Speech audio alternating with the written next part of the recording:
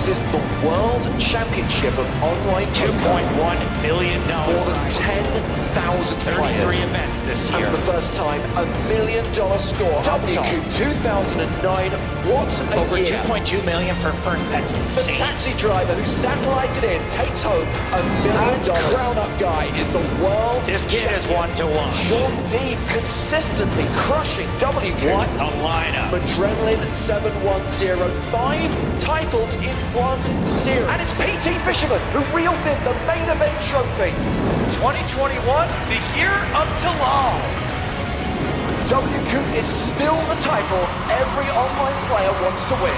This is where world champions are made.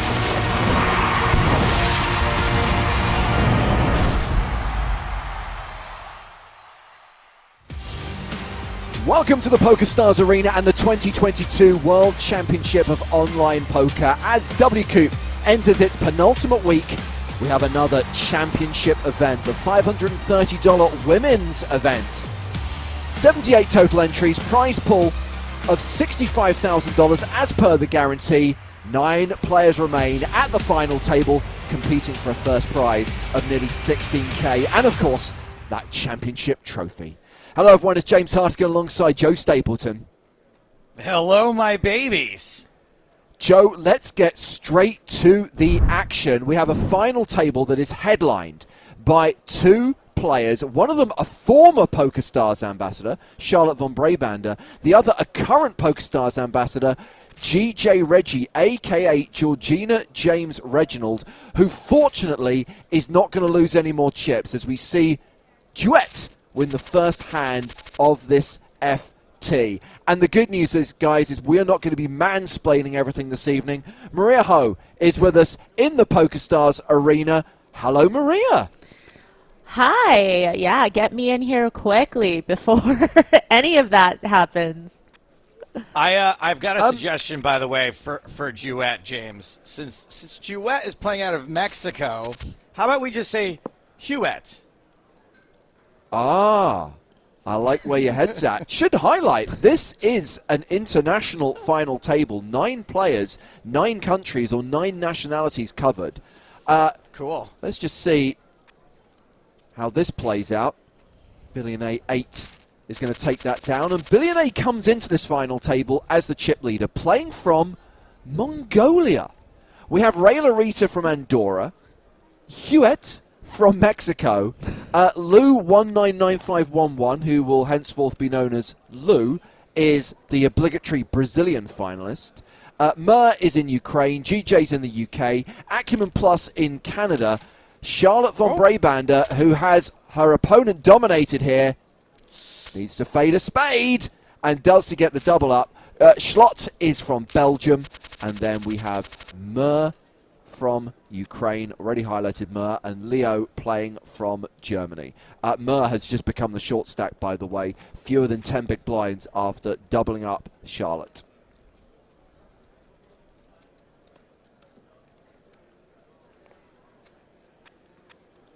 Mer also my favorite member of the Impractical Jokers.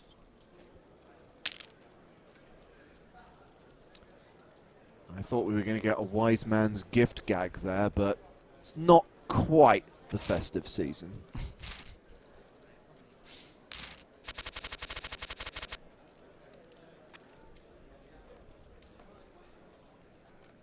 So the only 2 players we know are GJ and Schlott. One thing we know with some degree of certainty is that none of these 9 players has a WCOOP title to their name. So we are going to have a first-time winner tonight.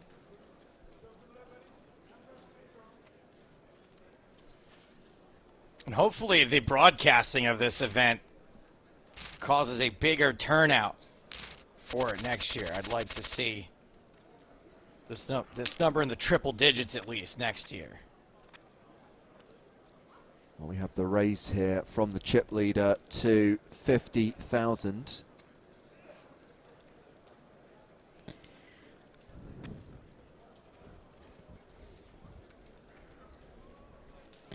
think King 8 suited is just right about at the cutoff of whether you want to be calling or folding and defending from the big blind against an early position raiser, but especially in this situation against the chip leader with the ICM considerations, I like being a little bit more on the snug side. Yeah, those ICM considerations with Mur playing fewer than 10 big blinds. Blinds right now 12,500, 25,000, going up in 25 minutes. 30-minute clock at this final table.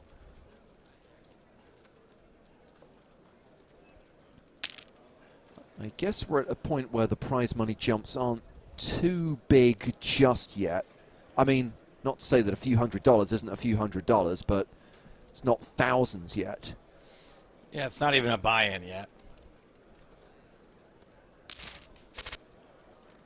King 3 versus Ace 10, and it's top pair versus second pair.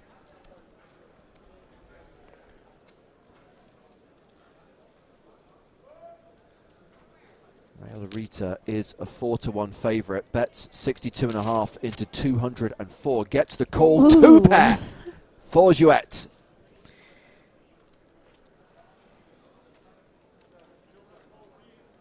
Yeah, and pretty sneaky to turn that 2 pair, considering as the pre-flop aggressor, they actually check called on the flop. So I don't see any reason why Real Arita wouldn't try to go for more value with top pair.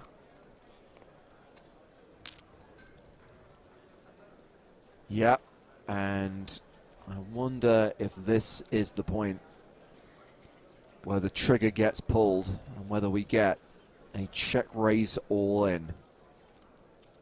Yeah, if you look at SPR plus, you know, what Hewitt has behind, it's just slightly around 3x all in here against this bet size on the turn. So would probably be nice to just go all in here. It's nice. With top pair and the price Real Arita is being offered, tough to fold this, tough to lay this down. Makes the call, and that is going to be a double up. And Jouet now playing 1.47 million, moves to second place on the leaderboard as Real Arita drops down to third. Those two trade places. I should highlight, this event actually started on Sunday. They played down to the final table. 11 players got paid. And rest day yesterday, came back today. This is one of 2 World Championship events playing to its conclusion tonight, the other being the 8 game. That will receive a final table replay on Twitch tomorrow afternoon in the hours leading up to our live coverage of the 25K Super High Roller.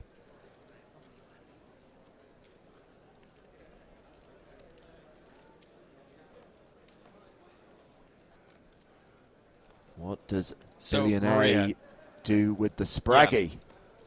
This is always a defend, right? Yeah. Oh, just a full Sadly. house. Sadly, yes. Nothing wrong to defending the ace-7, but just going to be up against it. Going to at least cost them 1 street. But, you know, there are some potential scare cards on the turn, that being one of them. Maria, I know you said nothing wrong with defending a7 there. Is there something wrong with not defending a7 there? I think as the chip leader, and just given the fact that it's also, you know, a decent hand against a late position open, I think that you always have to find the defend. But you don't always run against a full house when you defend with a7, though. Mm-hmm.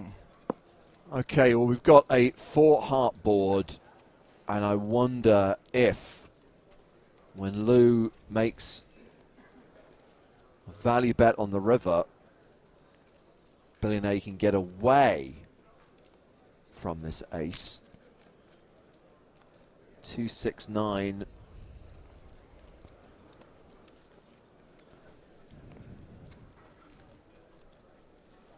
Yeah, kind of I'm just glad one of there's those cases. Such a bad board here. When I have this hand, I can just fold it.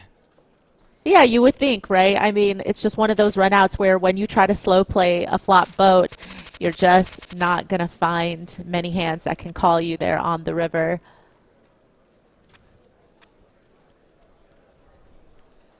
So Lou now with King Queen. Opens to 50k. And the chip leader with pocket fives in the small blind.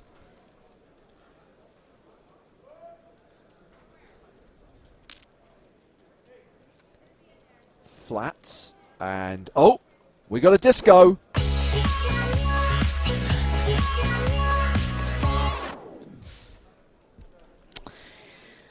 Yeah, that's unfortunate, but maybe fortunate because Queen 4 suited is a hand that I think most players would defend, but they happen to be dominated against the King Queen right now, and fives are slightly ahead, but no longer. No, top pair for Lou. And you know me, I will always favor the Capita over any other animal, but that is a cute dog that Lou is displaying. I can't get on board with the cow. Sorry.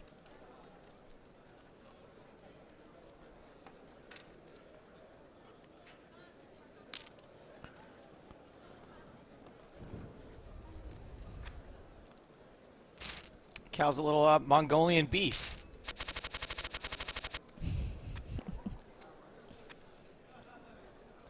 King Queen suited now for Lou.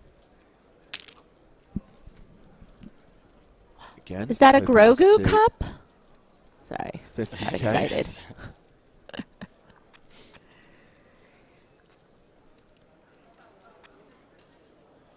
And round to GJ, who's got Queen 4 off. And this is obviously the point in the evening where I do need to highlight that we are well aware that GJ is streaming this on her own channel, and you are more than welcome to watch this from her perspective, but bear in mind that we are showing all the whole cards. There is a 30-minute delay on this stream. That means you will effectively see into the future if you join GJ's. If you go there, I'm going to say stay there. Or if you want to come back, shh, keep stum. Spoilers will get you banned. Wow. Effectively putting everybody behind them all in, and Mur calls. And Mur Gets is there. going to double up. Didn't need to improve, but does anyway.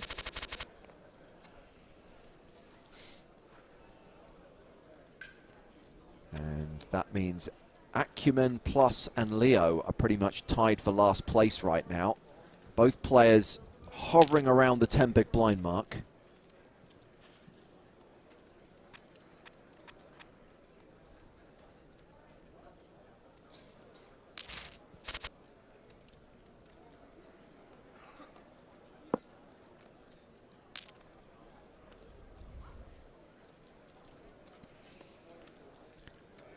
Not a great time Nines. to be betting an 8 high board. Yeah.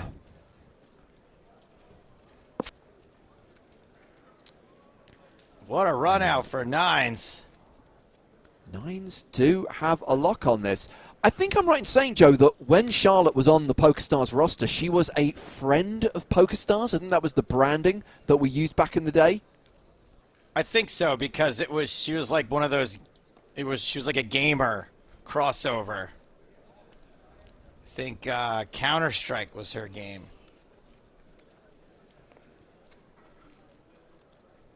Yeah, I've played with Charlotte a few times in live events, and I've always felt like she had a really good table presence and, clearly knows what she's doing.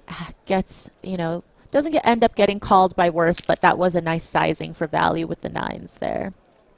This is going to be a worse situation for nines. Yeah, so there was a time when Charlotte was representing the red spade. Now we have GJ Reggie, who has pocket threes, wisely folds, doesn't know what lies behind, but it's queens for Mur, who is all in. Wow. And Charlotte gets away from the nines. Yeah, I think she found a really good spot to make maybe what some people would consider a tighter laydown, but when you think about the fact that you have the chip leader left to act behind you, who was the original aggressor, you never know what could happen, and you could just be putting those chips into the wind with nines, not really knowing where you're at, and then maybe having to be in a real bad predicament should Billion end up shoving over that call. Quick shout out to Philip the Razor, who's watching on YouTube. Says, work is stressing me out today, so I really need this stream. We are here for you, Phil. Work is stressing me out? So he's going to... I don't see how watching this will help. Go fix whatever's wrong at work. Sometimes, and I speak from bitter experience, there are things that stress you out at work that you have no direct control over. And actually I'd just like to think that giving up and watching a live stream is probably the best solution. Not if you're an air traffic controller. Is Philip the Razor an air traffic controller? He's just got his feet up on the desk. He's like, they'll handle it. They got radar. We got aces over here for Jouet, who had aces on the very first hand of this final table. The chip lead has opened with the bond, 7-5 of spades.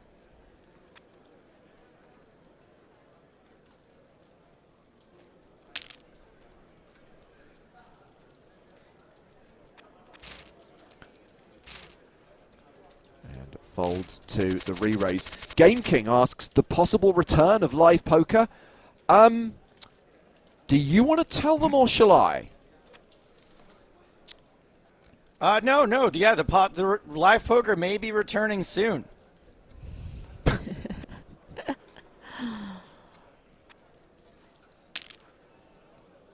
Now, Jacks, after having aces on the previous hand, opens the button to 50k.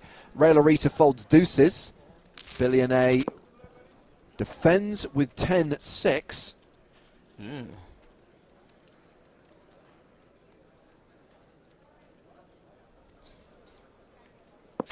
Man, I say ooh, but Billion A can easily win this pot now. Well, he's going to have to, try to win it. Oh, wow. Yeah, I mean, at this point, I don't think that this run out is necessarily going to be one that they feel like they could credibly represent, but I don't know. It looks like they might be thinking about it. Man, I just got back from a weekend of playing live poker where people really, really, really, really, truly hate pocket jacks and will fold them for any reason, or will just 8x them pre-flop and then show everyone. Are you also in that camp? No, I love pocket jacks. I think jacks is a great hand.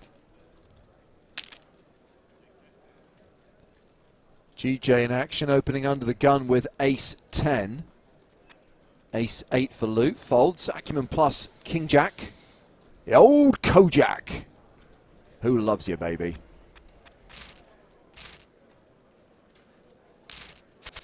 Nice one. Raise and take it. So GJ started this final table 4th in chips. Is currently 6th on the leaderboard. Leo the short stack with fewer than 10 big blinds.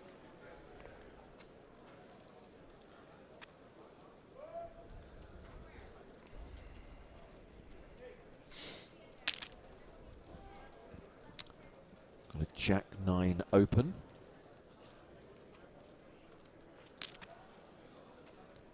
Flattered on the button by ace-10. And yeah, gut shots aplenty.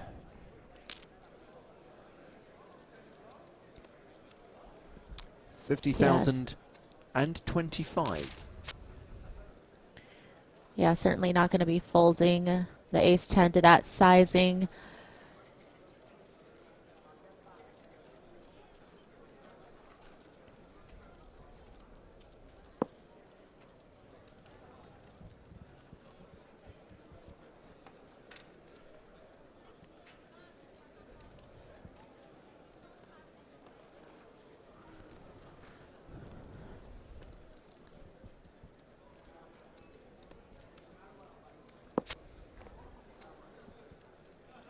And ace high has been the best hand on every single street. Two chip leaders seem somewhat reluctant to play a huge pot, especially with neither one having a real hand.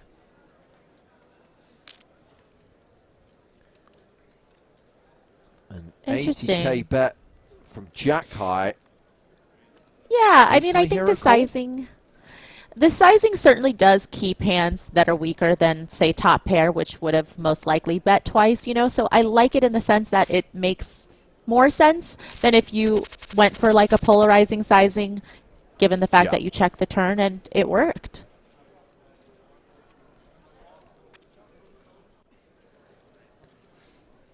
Negrello says, hello Maria, James and Joe. I wish you a great broadcast. A hug directly from Brazil.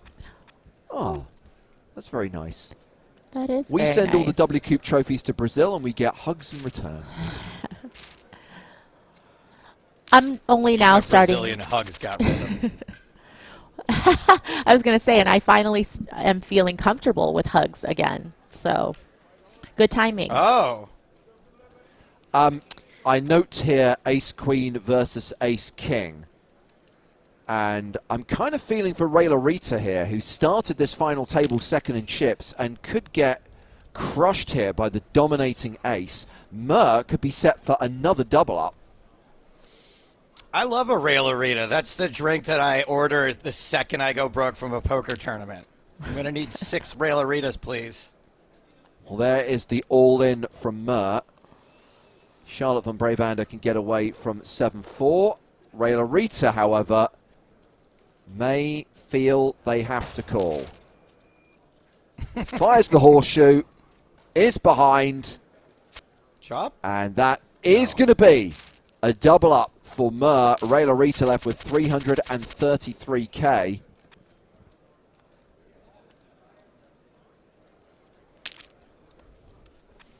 Well, I guess a Rail-A-Rita is served icy cold.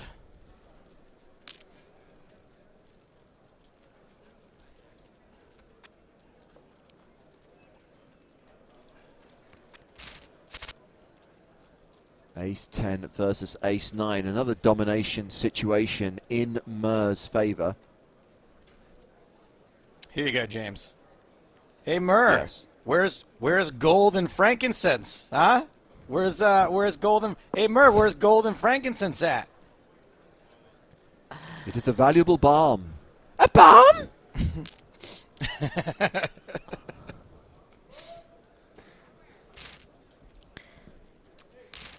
And Mur has moved over the million mark. I think Mur had fewer than 10 bigs like an orbit ago. Yeah, Slight exaggeration, but certainly within the last 10 minutes. it's $1 million Mur.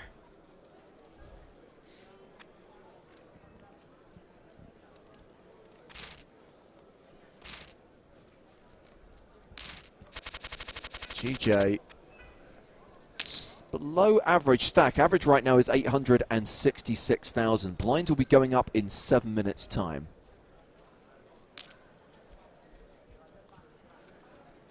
And Mur, opening here with 10s. What does Duet do with King-Queen suited? Oh, not opening with 10s. It was Billionaire who opened with 6s. Ray, what do you think of the flat with 10s?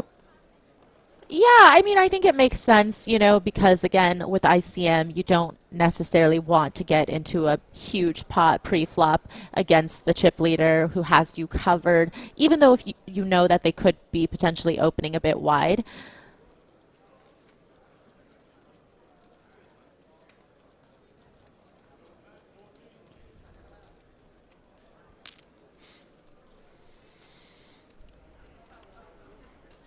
Tens is the best hand, and that's a bet of nearly 50,000.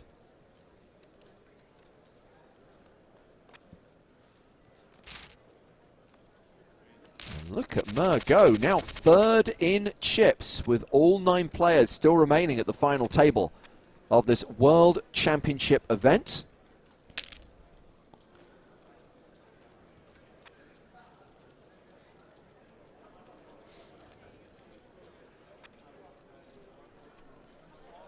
Our boy Nick Walsh with a question in chat about Maria, having played many a women's events yourself, do you feel like there's a greater sense of camaraderie amongst an all-woman field? I mean, the truth is there's less of us, right? So I feel like we all kind of know one another, and we kind of sense a little bit of that, like, oh, well, we've known, that, as long as we've been playing poker, it's a little bit of that us against them feeling, because we do feel like the minority. So, I'm always rooting for the other women at my table in an open event. And then in a ladies event, it just kind of feels like you're playing with friends. But I think we're all competitive enough to be cutthroat. And when it comes down to it, there are no friends at the poker table, and we're still going to go hard. Yeah. But I always find myself rooting for the other women at a table, amongst men. I'm sure we'll discuss the concept of women's events in a bit more detail later on. Right now, we are at the first break of this final table. And sadly, we are without Howard Swains this evening. He is in transit at the exact point in time that we would want to get an update on what is happening in the World Championship of Online Poker. So instead, I'm going to peruse the PokerStars blog myself and try and collate some of the biggest stories and banner headlines from the last few days, because of course it was last Wednesday that we were last on air, Joe, and it's suffice to say a lot has happened since then. So the first thing to say is that there was success for the Red Spade. We've got GJ at the final table of this Women's Championship. Last week, Sebastian Huber took down a WCOOP for Team Pro. Congratulations to him. It was a $5.50 7 max PKO freeze-out, and Sebastian bested a field of 6,616. The same night, I guess, James, Simon Matson. I guess we'd have to give Huber 5 stars. On the same night, Simon Matson, C. Darwin 2, won his second WCOOP of the series and also his second title of all time. I don't think you knew this, Maria, but coming into WCOOP 2022, C. Darwin 2 had never won a title, which we were all slightly shocked by. Howard says he double-checked and triple-checked because no one could believe it, but now, and this makes a lot more sense, C. Darwin 2 now has 2. Yeah, I would not have believed that myself, but, I trust the fact checkers behind it all, but I'm sure it was nice for him to get that monkey off his back. Now, we covered an event which saw João Vieira win his 7th WCOOP title. Since then, he has made it number 8, which means he's now 1 win away from tying for the most of all time. Adrenaline, Denis Strebkov holds that record. He's got 9 titles. And interestingly, it was actually a heads-up battle between João Vieira and Rui Ferreira. So, of course, these are 2 players who are both originally from Portugal. Now, João Vieira plays from the UK. Rui plays from Brazil. They got heads-up in a 2K deep stack. Had Rui Ferreira won that heads-up battle, he would have won his 4th title of this series, but instead it was João Vieira who beat him to win his 2nd WCOOP of this series and his 8th of all time. And the last thing I saw that had happened, and this is quite recent, Patrick Leonard, who's had a couple of seconds, finally got a first. Patrick Leonard winning his first WCOOP trophy of 2022 in a 2K PLO event. So with all that said and done, would you like the up-to-date stats? Because I can read off a screen. At this point in time, 205 tournaments have now been played to their conclusion. So that's about a third of all of the MTTs on the WCOOP schedule. I think we're going to break the series guarantee of $85 million because we're looking at $55 million in prize money now, generated by 640,000 entries. First place prize money is closing in on the $10 million mark. Still 8 events ongoing tonight, with 12 starting today. And of course, one of the events that's starting tonight is the biggest buy-in event of the series, the 25K Super High Roller. That is what we are going to be streaming tomorrow. And of course, when we get into the final weekend of the series, we've got all those main events, Joe. That means the 10K No Limit Hold'em, the 10K PLO. So we've got the biggest prize pools of the series still to come. Yeah, those are really fantastic events, and I'm looking forward to the multi-day coverage. It's been all final tables so far, and getting to check in on the main event before the final table. Final tables can skew. You know, if you're trying to learn things from this, you know, a lot of the strategies being employed are only applicable at final tables. So it'll be cool to see some earlier action. And of course, Maria, you will be crossing the border at some point in the next few days because you will be participating in what we are calling the 10K World Championship of No Limit Hold'em, aka the main event. And we'll either be watching you or you'll be joining us from another country. Yeah, I mean, I definitely cannot pass it up, especially since now the buy-in's been raised from 5K to 10K. It feels like a good one for me to get involved in some way. So back to the final table of this $530 World Championship, the women's event. 9 players remaining. Mr. Stapleton is on break. How long will it take before we lose a player, Maria? We've seen a few double-ups so far. Yeah, there are a couple of fairly short stacks. You know, we see Leo in the big blind here with a sub 10 big blind stack. So I think it might come very shortly in this level.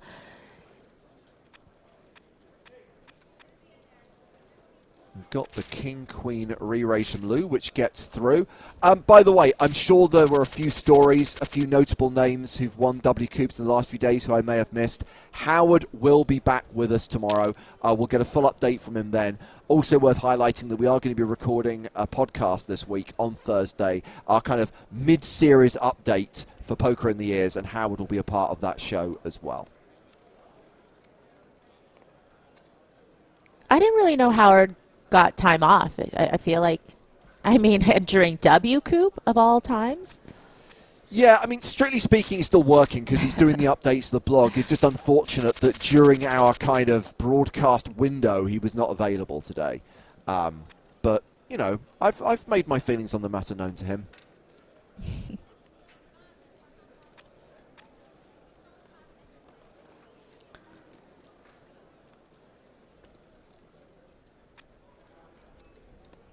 Poor old Ray Larita, who started this final table second in chips, is now second from the bottom. But Leo very much in the danger zone. Blind's going up in 4 minutes and has less than 150K.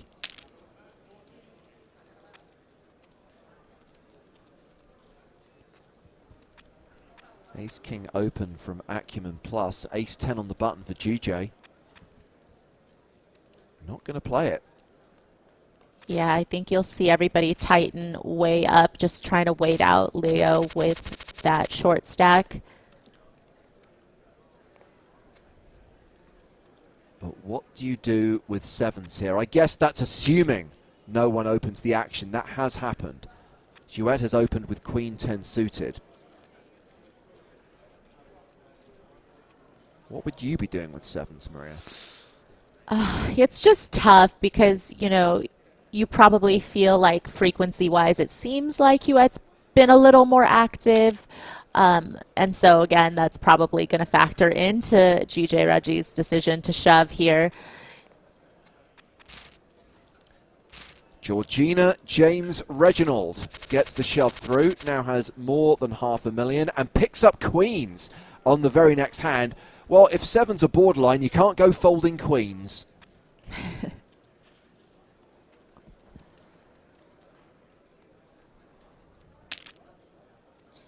Get the ace-8 open from the chip leader.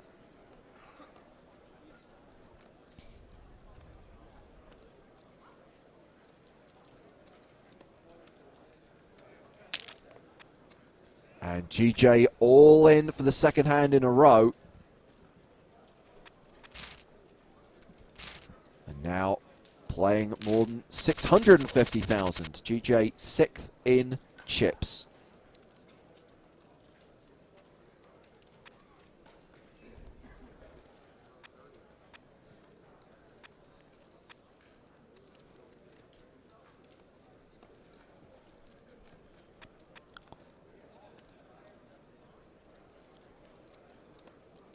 By the way, I love the fact that Joe is using his break, not to get a hot dog, but to try and educate someone on YouTube that there is a 30-minute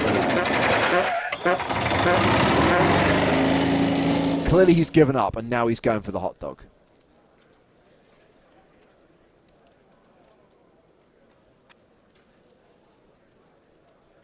I mean, I'd like to think that people would apply common sense and never think in a million years that we would stream something with all the hole cards up without any delay whatsoever. But no.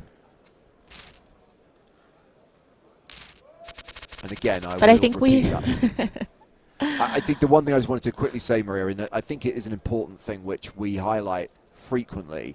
There is no version of the PokerStars software that allows you to see all the hole cards while a hand is in progress. You have to wait for the hand to conclude before a hand report can be delivered, and then you can reconstruct the hand. But we don't do that until 30 minutes down the line. Anywho, you were saying. Yeah, no, that's definitely important and worth reiterating. I was just saying that can't be the dumbest assumption anybody has ever made, though, in the history of the internet. So. No, that's true.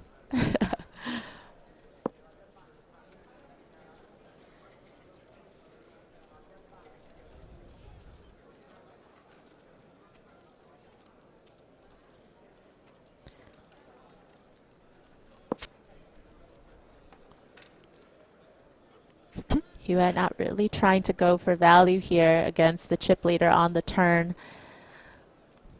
Both players have decent holding given the action. Joe was right, by the way, to just go and get the hot dog and give up. This guy still hasn't got it.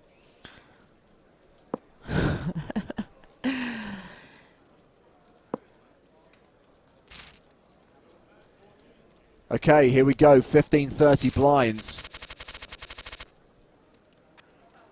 And Leo looking for a spot, but the cards have not been in her favor. Yeah, just really unfortunate to bleed a slow death. And now I think is the best chance they'll get, you know, just up against one opponent, already invested with the big blind and the big blind ante. And there's a 7 on the flop, but a jack on the turn, and that will seal Leo's fate. We do have our first elimination as the chip leader takes out Leo, 28.08 from Germany in 9th place. And Leo will cash the $2,261.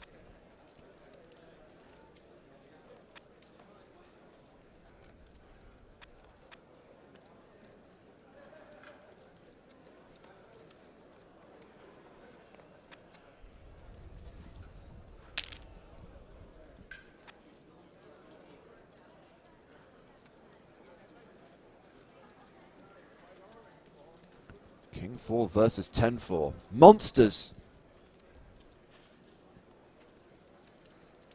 Yeah, I think Mur should just be folding this type of hand.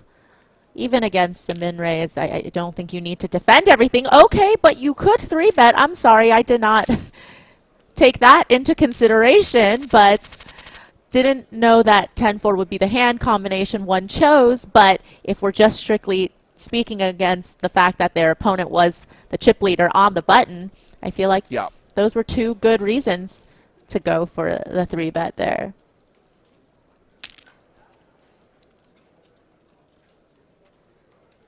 Well, ace-3 will try, ace-3 will fail. And I know it's tempting, I know it looks like you're priced in, but a wise fold.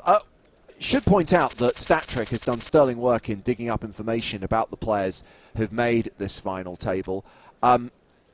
Just to talk about Mur for a second, the Ukrainian player, 200k in PokerStars earnings, did come second in a half-price Sunday Million last year. That's their best online result to date, and that was worth 80k. So they've already had a big cash. Rayla Rita has had a 6-figure score. Rayla Rita, who's playing from Andorra, has 700k in stars earnings and won a scoop earlier this year. It was the 2k Sunday warm-up, and that was worth $101,000.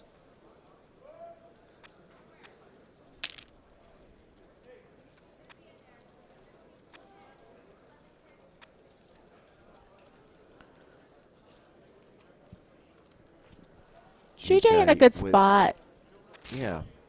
Yeah, it's just because, you know, she gets to see what the two big stacks do before it's her turn to act. Granted, you know, Mur is behind her, but she will find some lighter opens because of that.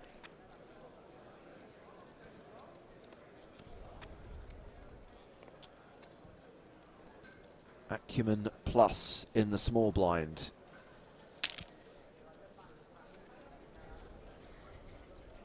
And the Canadian raises to 82 and 9-6 folds.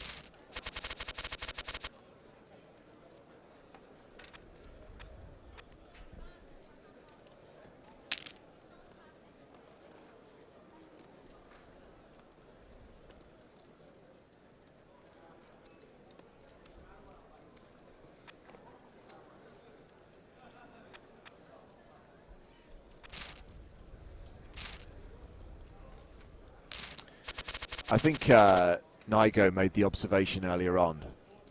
Does that mean that Twitch are the smarter bunch? I do think that there are a lot of people watching on YouTube for whom English is not their native language. And that's not a criticism, that's just an observation. And that's why I think sometimes explaining stuff, especially complicated stuff regarding game integrity and delays and commentary being live, even though the card information isn't, maybe doesn't necessarily land as well as it should.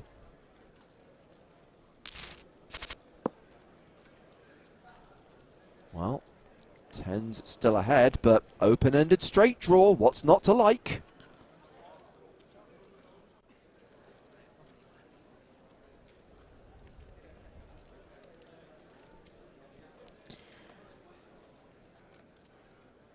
Yeah, I think you could go either way with this. You know, you can go for a small C bet and hope to get calls from worse.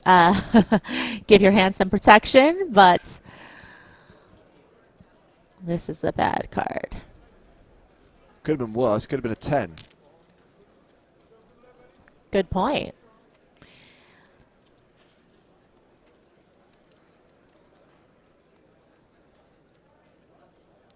Overbet here from Billy and I. Yeah. And straighty board with two flush draws plus that ace out there. Jouet decides to fold the 10s. And Billy and I has held on to the chip lead throughout this final table so far. We're 45 minutes into the session. Billy and I doesn't have as many chips as they started the day, but has never dropped below 2 million and has remained in the number one position for the entire game so far.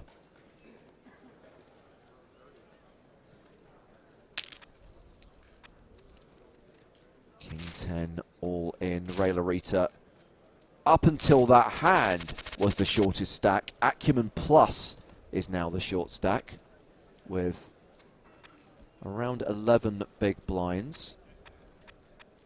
Blinds not going up again for another 23 minutes. 30-minute clock now. We're at the final table of this championship event.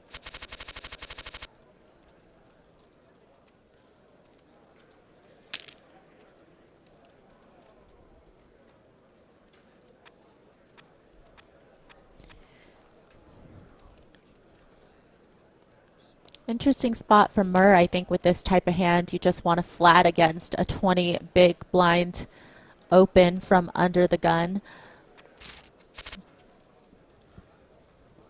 And there is the ace on the desk. Lou, by the way, the Brazilian player at the FT, 300k in stars earnings.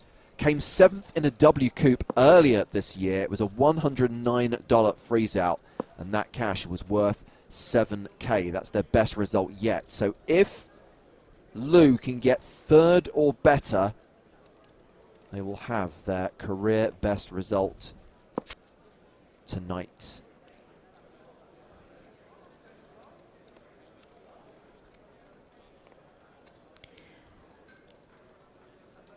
I think at this point, Mur can probably go for value and certainly will, you know, be chopping against Ace-Jack, of course, as well. So, as played, definitely some hands that they could get some value out of.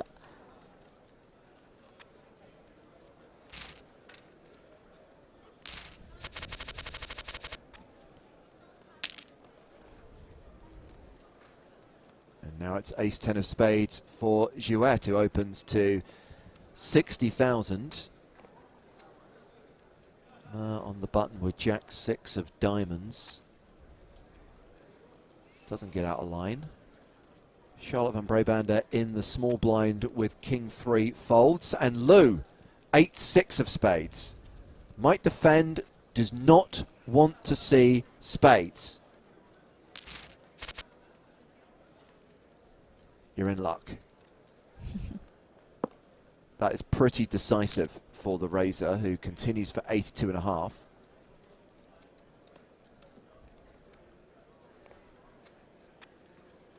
And Lou folds.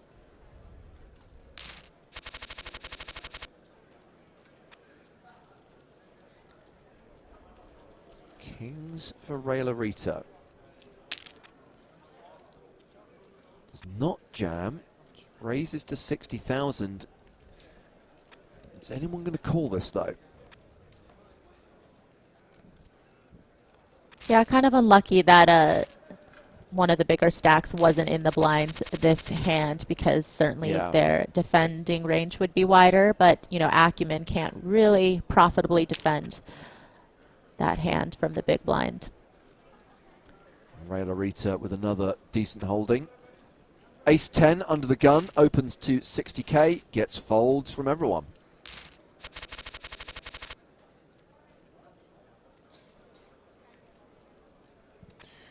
Obviously, we've talked a few times about the fact that this is not live, and therefore the players aren't getting whole card information in real time. They do, however, Maria, see hands that were played half an hour ago.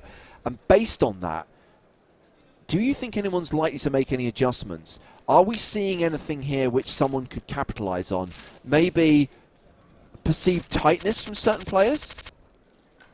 Yeah, I mean, I definitely think, and I would hope that all of these players are watching the whole cards upstream as well, because it is important to be able to have the information that everybody else at that final table is going to have, and use it to make the adjustments in your game. I would say that you want to be careful, though, because some of the adjustments in terms of how tight a player might be playing might be because of the ICM considerations, and, you know, should they end up doubling up and getting into a better chip position, they might open up their game at that point. So, you know, it's very fluid, and you have to be making sure you're not reading too much into what you're seeing so far. Well, Lou still ahead post-flop with 9s.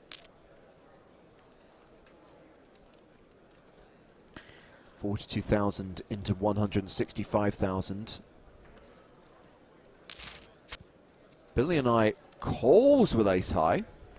Yeah, I think some people might consider that to be a little bit of a light float, just because you can't really expect your opponent off of that stack size to necessarily be c-betting at too high of a frequency against the chip leader especially, but tough to continue when you don't hit an ace. And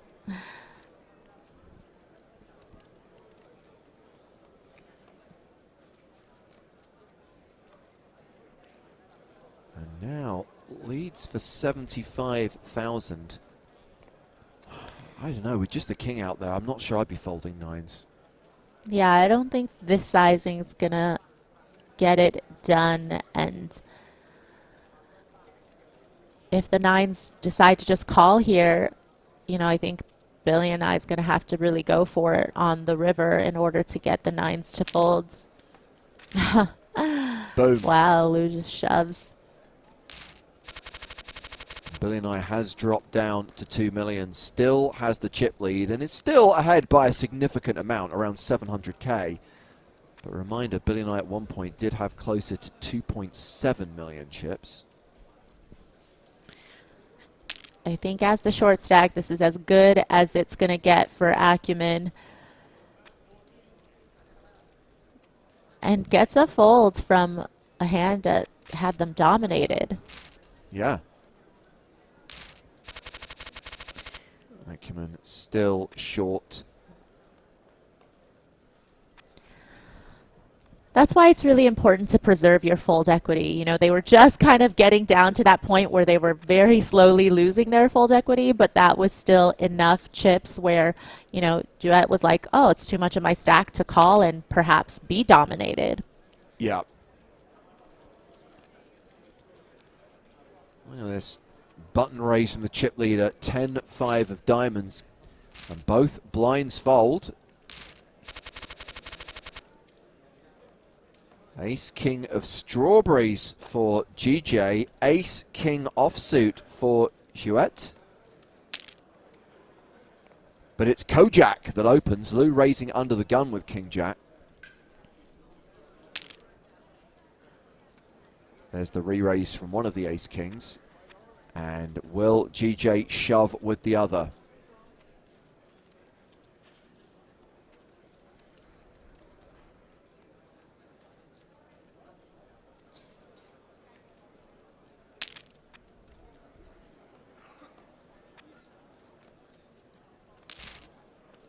And here we go. One heart. Two hearts. Oh. Ah, so first of all, we get Barry. Secondly, this is a chop pot, Maria. And you know what they say? Everyone loves a chop pot.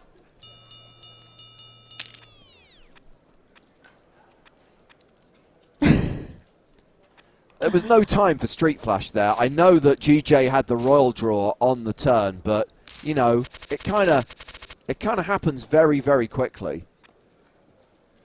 Well, congratulations. We got to, what is it? 6:50 UK time before we had our first ridiculous comment. The Hillfield, sorry, it wasn't the Hillfield, it was Brackerus. This tournament is a bit sexist. Can we have a WCOOP for men?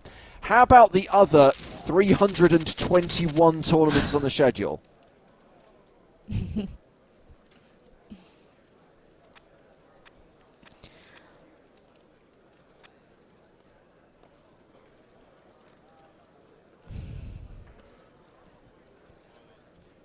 And sixes for Lou, who shoves on the shorty in the small blind. Ace-7 offsuit, that's the Spraggy.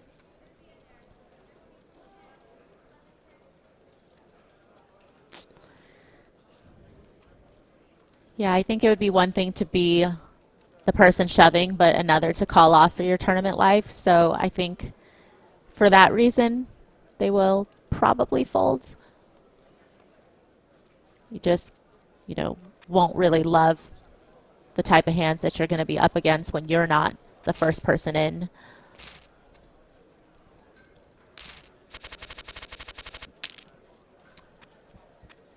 Immediate raise from Billionaire. Or is it Billionate? Billionaire 8.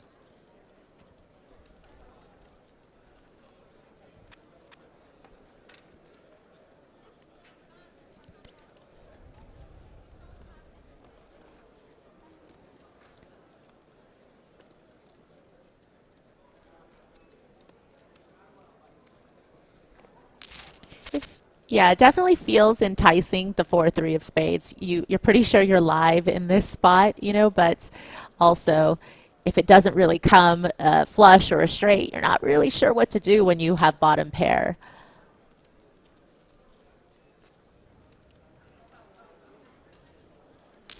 And Ray Larita does make the call, picks up the flush draw on the turn. Is actually a 3-1 favorite, but may think they need to improve.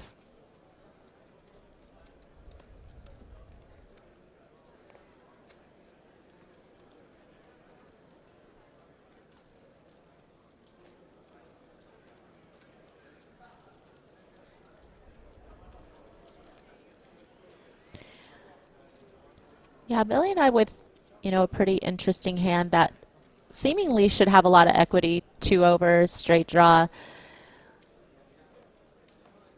You definitely want to try to put max pressure on a lot of the weaker, you know, one pair hands that could easily be in Ray Larita's range. That is max pressure right there, all of it.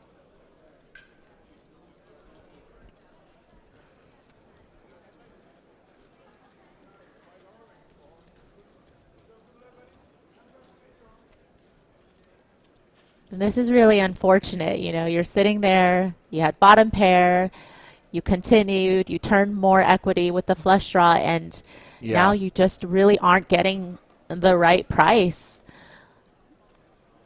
Oh, so grotesque to be pushed off this.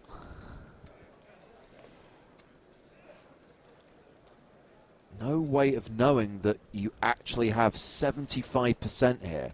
You have the best hand.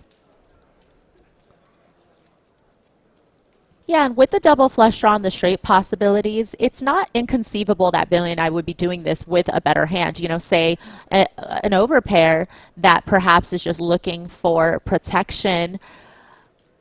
You know, even a hand like Ace-Jack might go for this sizing.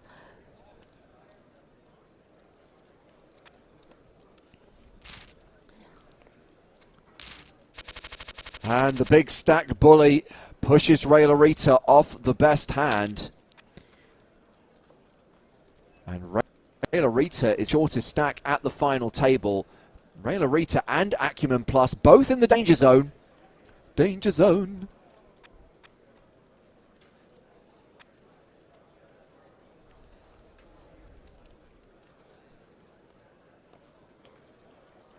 Omar observing that poor Reggie isn't getting anything to work with.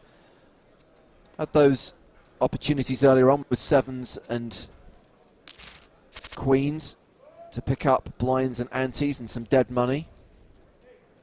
Is keeping her head above water, but yeah.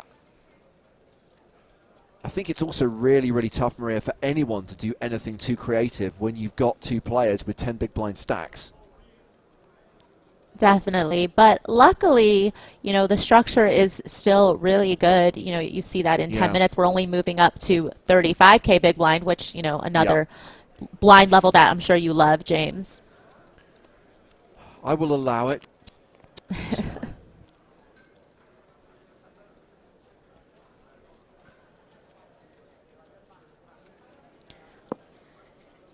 Yeah, in most live tournaments, when you go from 30K big blind, you'll jump right up to 40K, and not here.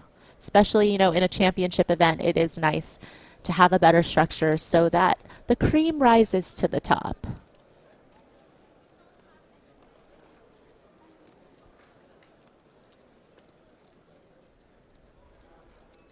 So 300,000 in the middle. Mer with less than 7% equity here. Checks it back, and now with top pair, albeit with a lousy kicker, what does Billionaire do?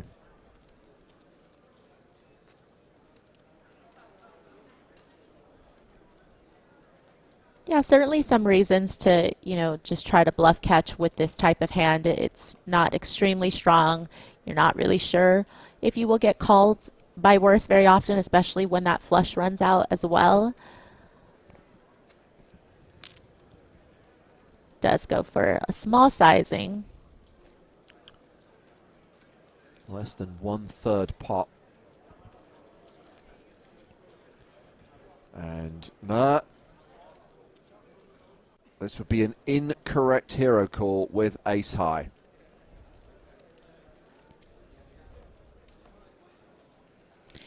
Yeah, especially when you know you don't block spades. You do block 9-8, but I still think against this sizing, it just feels so value heavy that, yeah, I like that.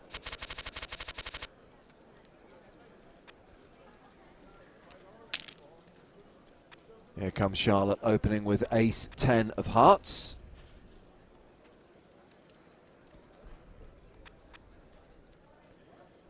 Round to GJ in the big blind. She folds king 8. Charlotte playing just less than $1 million right now. Average stack is 975,000.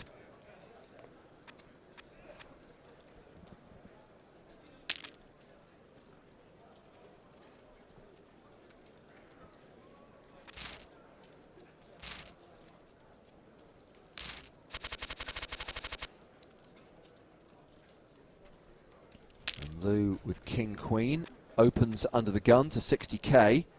GJ with ace 7 offsuit.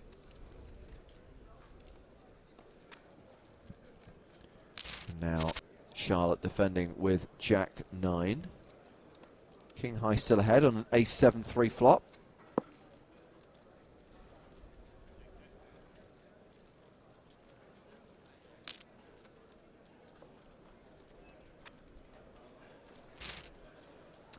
Stosy Pokes asks, are any of the other ladies popular poker players? We only know the real names, the real identities of 2 of the players at this final table. GJ, who is a current member of Team Pro, and then Schlott, Charlotte von Brabander, who is a former PokerStars ambassador.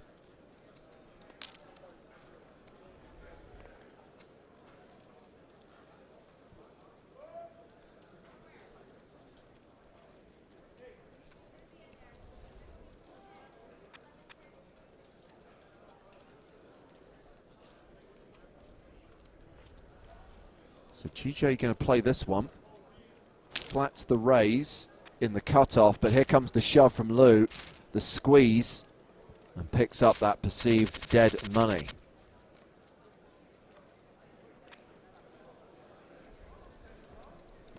Yeah, so far, James, there's not a lot of pre-flop coolers. There has been some big hands pre, but they just haven't been up against other big hands. And so all of these players really able to hang on to their tournament life.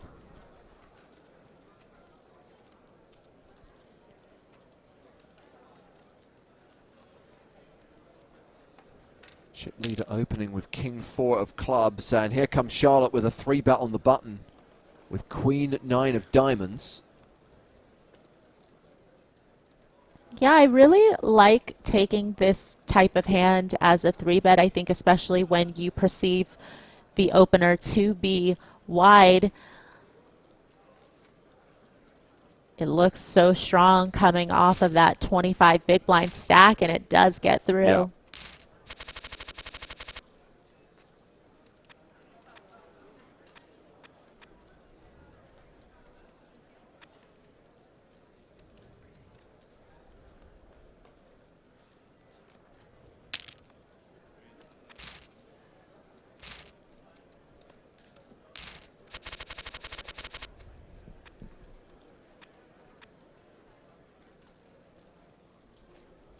So Ray Larita and Acumen Plus are the short stacks right now. Here's a question from Wes Braddock on YouTube, Maria. Is it just me, or are these small stacks playing scared? There aren't any meaningful ladders until 4th place, so these small stacks should be jamming left and right. What do we think of Wes's analysis? I think that some of the small stacks just doesn't have the right hand combination to perhaps be shoving with. I agree that when you have fold equity in your stack, you can find some good spots to 3-bet shove, but you also don't want to do it with just 2 random cards. It's not an any hand type of scenario. And also I think, you know, meaningful pay jumps is relative. Some of these players could have potentially, you know, satellited in. I'm sure there were satellites that were ran for this. Yes, there were.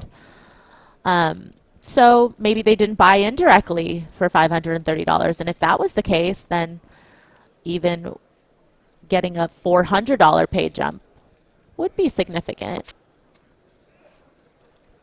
Pair of 5 still good here.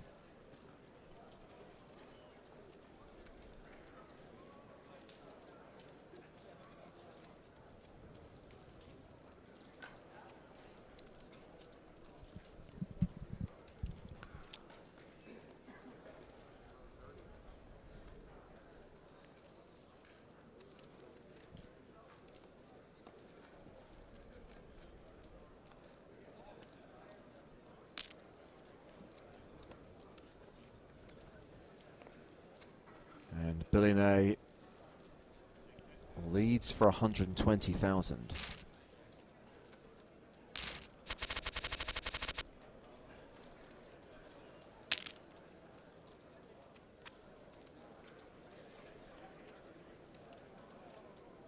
Murr opening with jacks. Lou with King Queen suited. Ray Larita with Ace 10 suited. The King Queen just flats.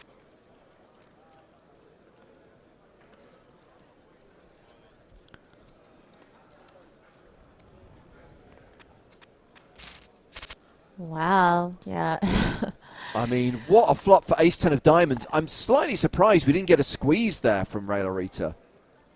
Yeah, I think it's just one of those situations where they don't have fold equity should they put all the chips in, and against an under the gun open and a flatter, they feel like maybe their hand doesn't play that well, but of course we saw that they would have had a huge flop to go with it.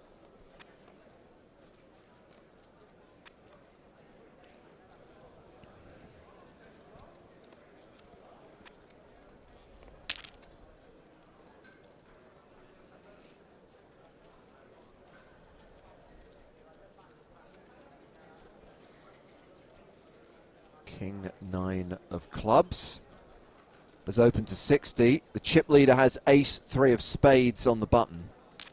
Yeah, certainly a hand that, you know, you could also take as a 3-bet and put a lot of pressure on the opener, and it's going to flop pretty well as well, even if you get a call, but does decide to just flat.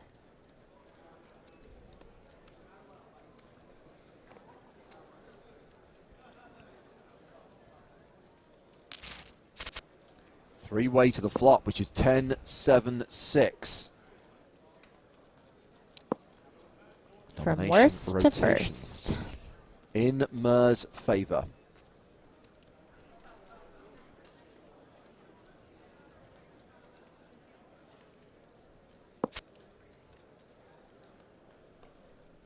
Uh-oh. So Yeah. two pair now for Mer, and this could cost Jouette a few chips. Bet's 112,500.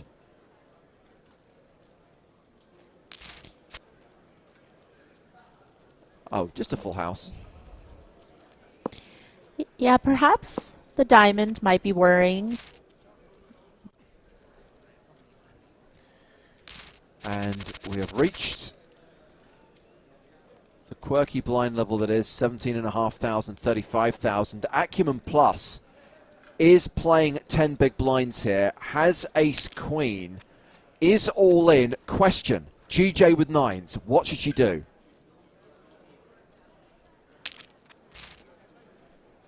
She's going to take the flip, and nines are good.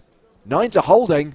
Nines win, and that will see GJ get almost a double up, and it will see Acumen Plus from Canada KO'd in 8th place. Acumen Plus cashing for $2,610. And we are now 7-handed at this final table. Yeah, nice to have some more breathing room for GJ when the blinds go up.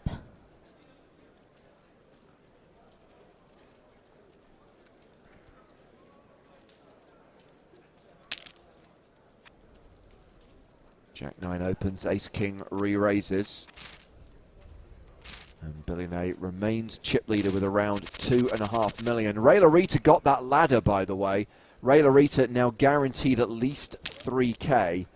Is all in here with ace 8.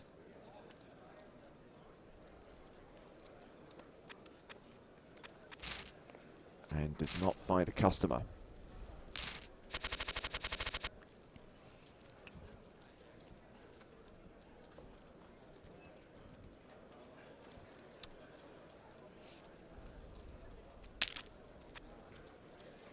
Chip leader opens with king 6, but Charlotte van Brabant has got ace queen. Just flats with it. Play this hand in position. Does get out flop though. There is a 6 on the board.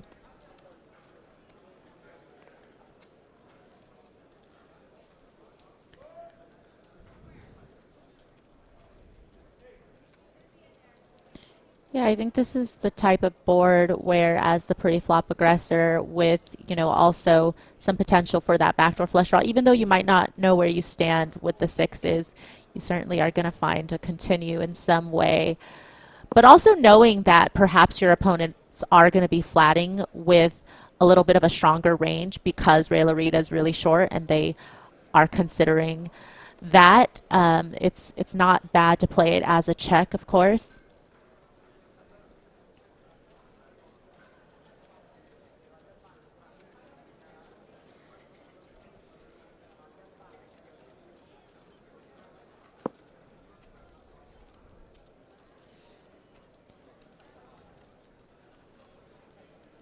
Yeah, I think certainly if you think slot's going to be flatting you with 7s and 8s and 9s and 10s in this spot, then you certainly don't want to take yourself to Value Town, but... Yeah. And that is a consequential flaming Barry. That ace on the river does give Charlotte a lock on this hand.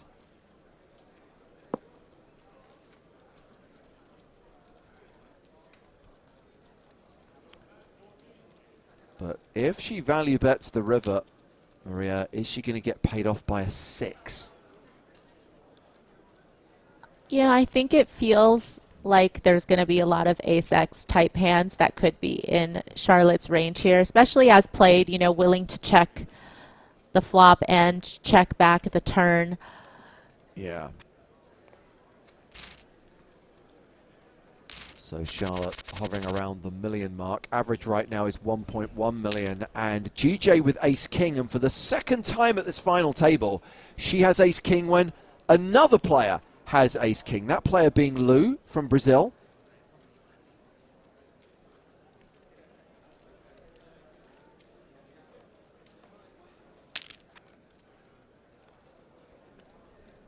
Well, this all-in is going to get called, and they have each other's suits.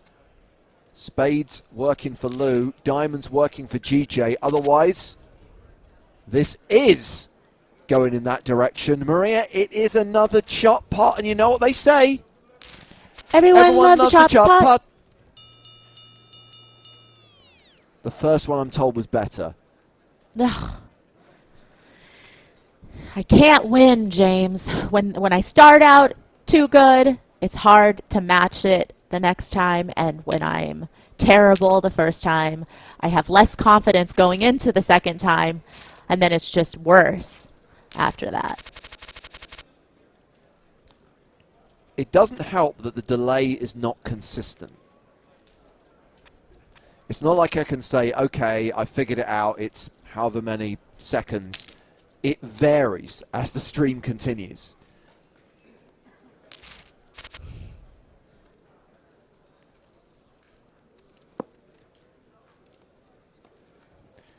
I mean,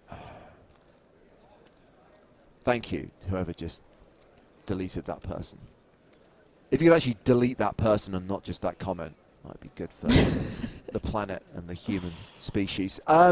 Jack 9 is the best hand here.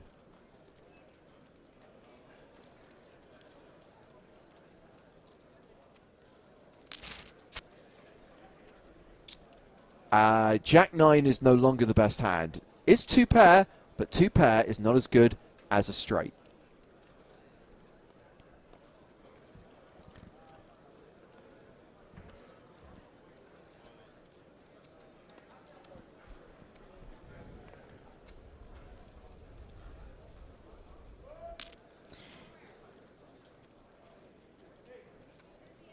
Billy and I making it a sizing that I think, yeah, 2 pairs just an auto come along, but on the river.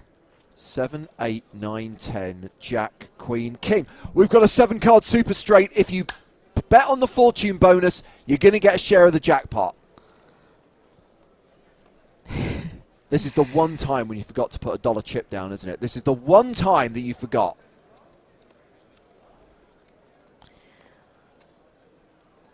Yeah, this 4-liner is a little scary for the 2 pair. Still not a huge bet, you know, less than half pot.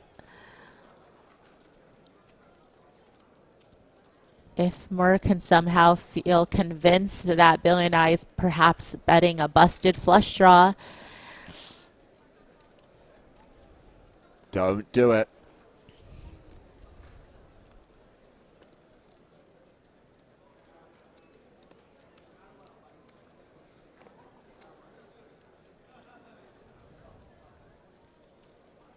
The sizing definitely makes it a little bit more attractive to perhaps try to bluff catch with the 2 pair, but good fold. Makes a good laydown. Good fold. So 2 eliminations so far from this final table. Leo was the first player out. We lost Acumen Plus in the last orbit. Billion A still holding on to the chip lead. Back to where they started this final table, in fact. Billion A playing around 2.6 million. The shortest stack is Ray Larita, hovering around the 10 big blind mark. We see Jouet open with 10-8. Billion A flat with Queen 8. GJ squeezes, gets folds. GJ chipping up to nearly a milli. Gotta love it.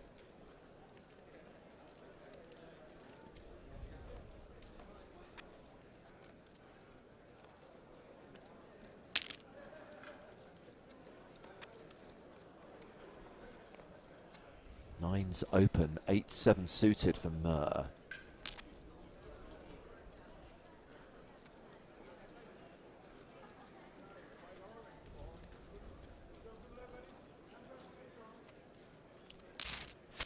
And Lou comes along as well with Jack 9. Well, 2 clubs on board for Murr.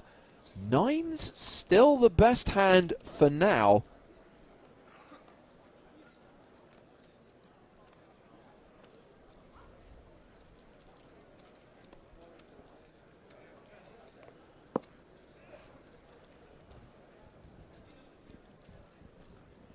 Yeah, now Murr just has to decide, do they want to try to see a free card or do they want to bet their equity? And if they get folds, that's a tremendous pickup with just 8 high. Yep. That's what happens. Murr, an above average stack, having been down to 8 big blinds at one point on this final table. As we see GJ with ace, queen of clubs. She opens to 70k. Ace 3 of diamonds for Charlotte on the button.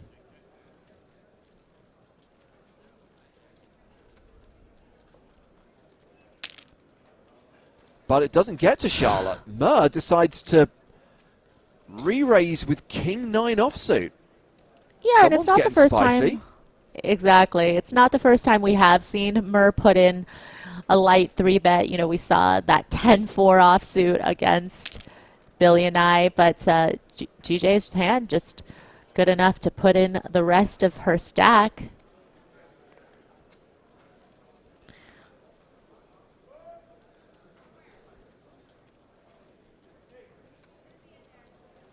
And now you're just saving a little face, but in 30 minutes, everybody will know. GJ now above average with 1.3 million. King Jack open for the chip leader. This is going to get pumped up by Ray Larita with ace king in the big.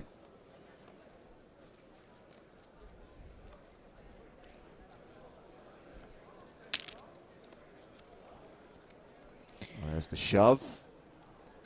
And King Jack offsuit. Hate the hand. Hate it. Yeah, and definitely not priced in when you consider the shoving range of Ray Larita against an under the gun open.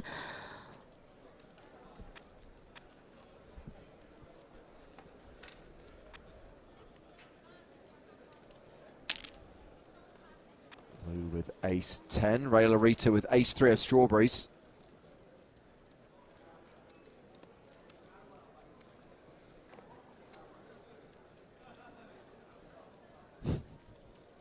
I love the fact that we've got Jen Shahadi watching the stream, and Jen says, I can see my book on Maria's bookcase.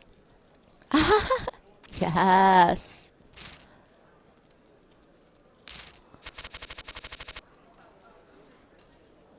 Was that because you knew Jen might be dropping by, or is it always No, it's always display? been there. It's always been there. I really appreciate Jen sending me a copy. And of course, I mean, everybody knows that not only is the book amazing, but Jen has done a lot of amazing things for women in both chess and poker. So not surprised to see her in here supporting the women. And Billion A would have flopped best, but this is a contest between ace 3 and King Jack and ace high. The best hand folds the flop.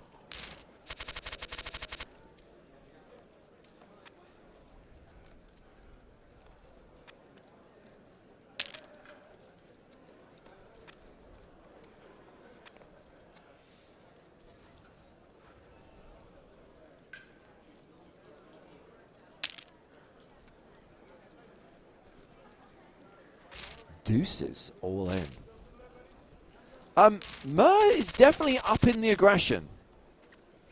Yeah, and I think that could be perhaps, just feeling like the way that these players have been playing are a little bit on the tighter side. Maybe the delay caught up and they're kind of seeing that, okay, we can amp up the aggression a little bit, get away with some things, because other than Billy and I, nobody else is necessarily stepping up into that role. And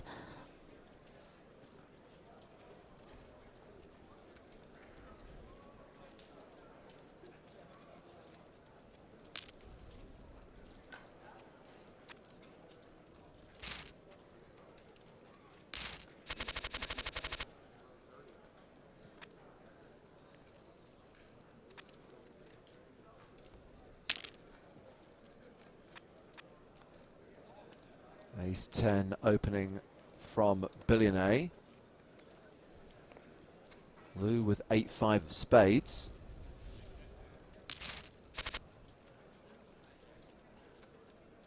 And it's second pair top kicker for Billionaire, better than a 9-1 favourite.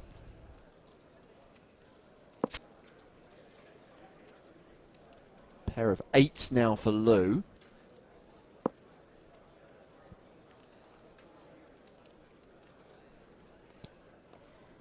yeah, Billionaire checked back the flop, but I think at this point it would be a nice time to bet. Certainly, especially with that ace kicker, you can easily get called by other 10s that are worse than yours, but Lou ends up folding the eights, just not even curious there. Blinds will be up in 15 minutes' time. Ray Larita remains the shortest stack, but has managed to chip up a little bit.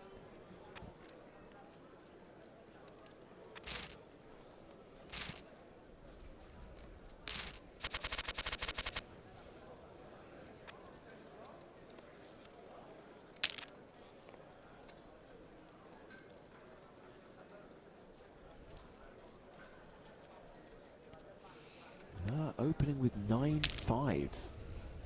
The old Dolly Parton. There's Lou, 3 bets on the button with ace-6. Now would be an awesome time for a 4-bet bluff. I'm here for it.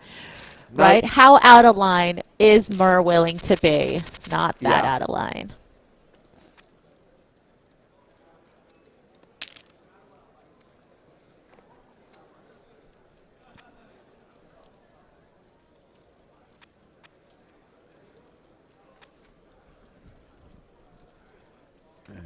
This raise with King 10 might get through. Billionaire may be the chip leader, but Jack 3 offsuit. Yeah. Coming to the end of this session. And this is going to get defended by Billionaire. At least a call, if not a re-raise. King Jack suited is the under the gun open from Mur. 9s for Billionaire.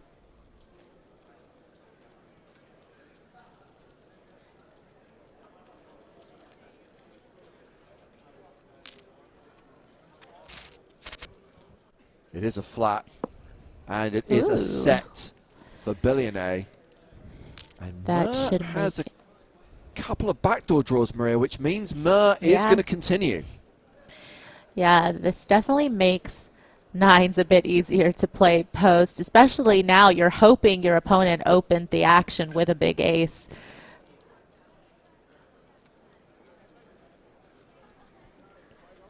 Not just backdoors, also the gut shot to Broadway as Billionaire decides to check raise the flop.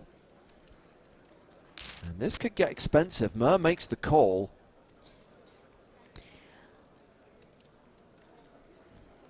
Board does get straightier, so Mur is now double gutted. The old double belly buster.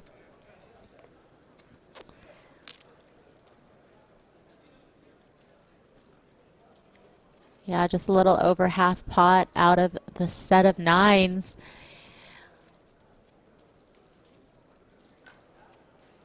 It is a good chunk of Mur stack to continue with this hand, though. Yeah.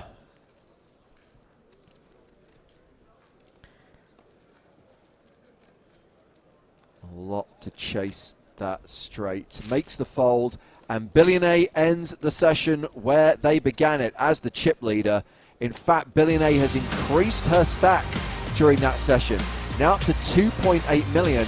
Let's salute GJ Reggie, repping the red spade, repping the UK. GJ sits in second place on the leaderboard right now. Some distance behind Billionaire, mind you, 1.15 million. Ray Larita remains the shortest stack with 415k. So 7 players remain, and we will be back to the final table inside of 5 minutes. So this is a championship event, the women's event, the $530 buy-in, 78 total entries, 64 uniques, 14 re-entries. Maria, I know I'm not really entitled to have an opinion on this matter, but when this was discussed, I'm not sure how I felt about this. I had mixed feelings about whether there should be a women's championship. I've always applauded the idea of women's events live, but I almost didn't see the need for it online in an environment where you play anonymously, where you play behind a screen name and an avatar. But I had to respond to the feedback. I had to look at the data which showed this is what female players wanted. They want that environment, and I see that now. And I see that we still have a problem in poker, whether it's live or online. And I want to preface this by saying that we are all poker fans. We love this game, but we want to make the game better. And if we're going to make the game better, we have to concede there are problems and there are things we need to improve and change. And unfortunately, there is still a heavy streak of toxic masculinity that exists in both the live and online game. And I don't know what we can do about that as people working in the industry. I guess it's something that the players themselves need to change. If anyone has any ideas, please throw those ideas out there. Because I know there's been a lot of talk in recent months about the fact that initiatives like this or other marketing ideas to bring more women into the game don't work. It's not true.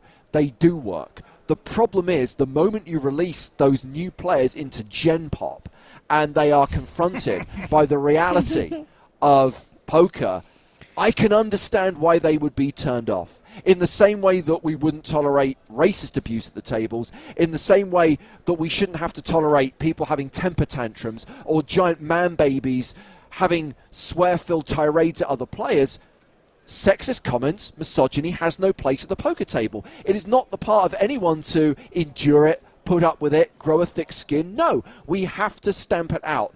But I don't know how we get that cultural change, Maria, and I guess it's something that has been happening for decades, and maybe that shift is a generational one and it will still be some time.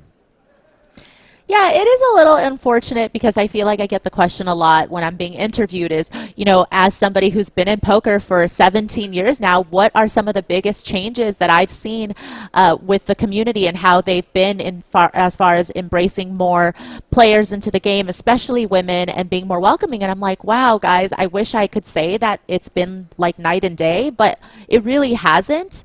Of course, now you do see a lot more women players at the table than I did when I first started, but I think sometimes that environment can still, as you mentioned, be toxic and be a little bit unwelcoming, and not just for women, but for new players, for new Correct. recreational players that are just coming into the game. So I do think that as players, we do bear a little bit of that weight of the responsibility of trying to figure out how we could fix it. But as the operators, you know, as PokerStars and as other live tournament operators, I think it is important to listen to what the women want. And if the women want to have a ladies event, if that's the type of environment that they feel more comfortable in and could perhaps be the stepping stone to them playing more open events, then that's a really important option to be able to offer to them.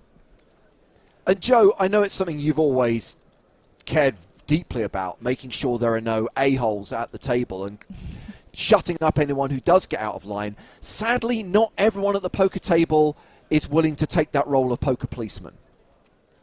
Yeah, and you know, I don't know what the responsibility is of the innocent bystander, except, you know, when you see someone being a jerk, maybe just don't let it fly. Maybe if everyone stood up together, it wouldn't be up to one person at every table to police that sort of thing. That is true. That is true.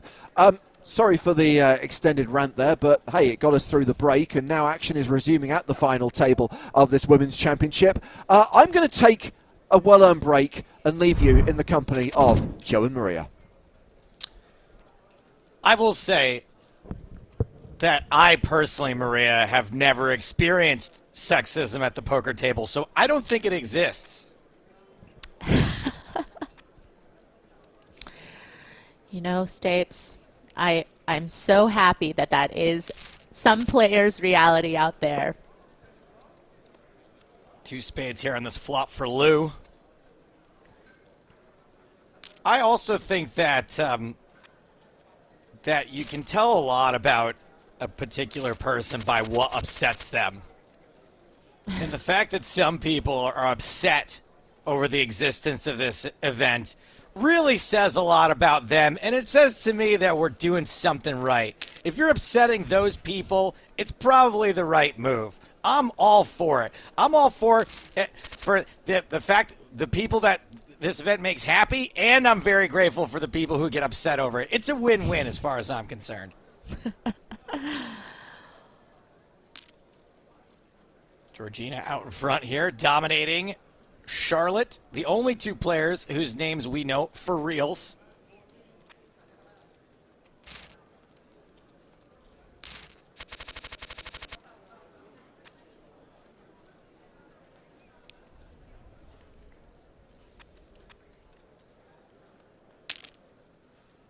Ace-Jack for GJ. GJ with the AJ. Ace-4 for Murr in position. Gonna want to see a flop.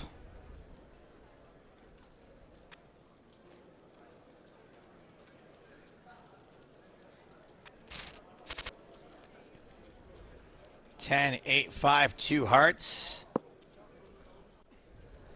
GJ elects to check.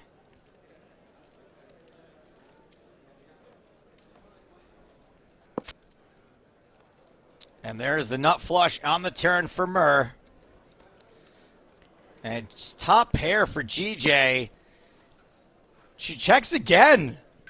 Yeah, I really like this check. I think that there's just a lot of other hands with this board texture that could have ace-jack beat, so better to play it as a bluff catcher.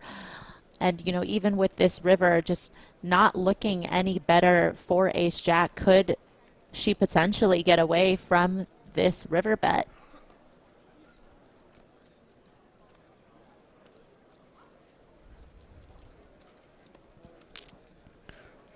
$260,000. I think the sizing's pretty good to get a call from a hand like ace-jack. But Wow. GJ does get away from it. And now we have got a real cooler shaping up here. Ace-queen suited for GJ. Ace-king off for Murr. And queen suited for Schlott. Yeah, we saw, you know, not that long ago, GJ shove over Murr's 3-bet with ace-queen. This time, though, she is a little deeper. She has more chips than she did that hand. There's the all-in.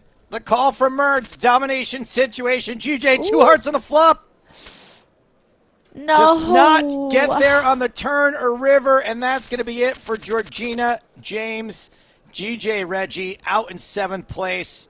Just over $3,000. Down to 6. Yeah, GG, super unfortunate. GJ.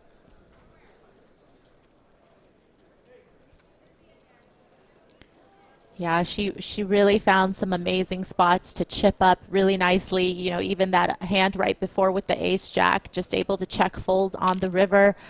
But unfortunately, it's a rough cooler and a rough spot to bust.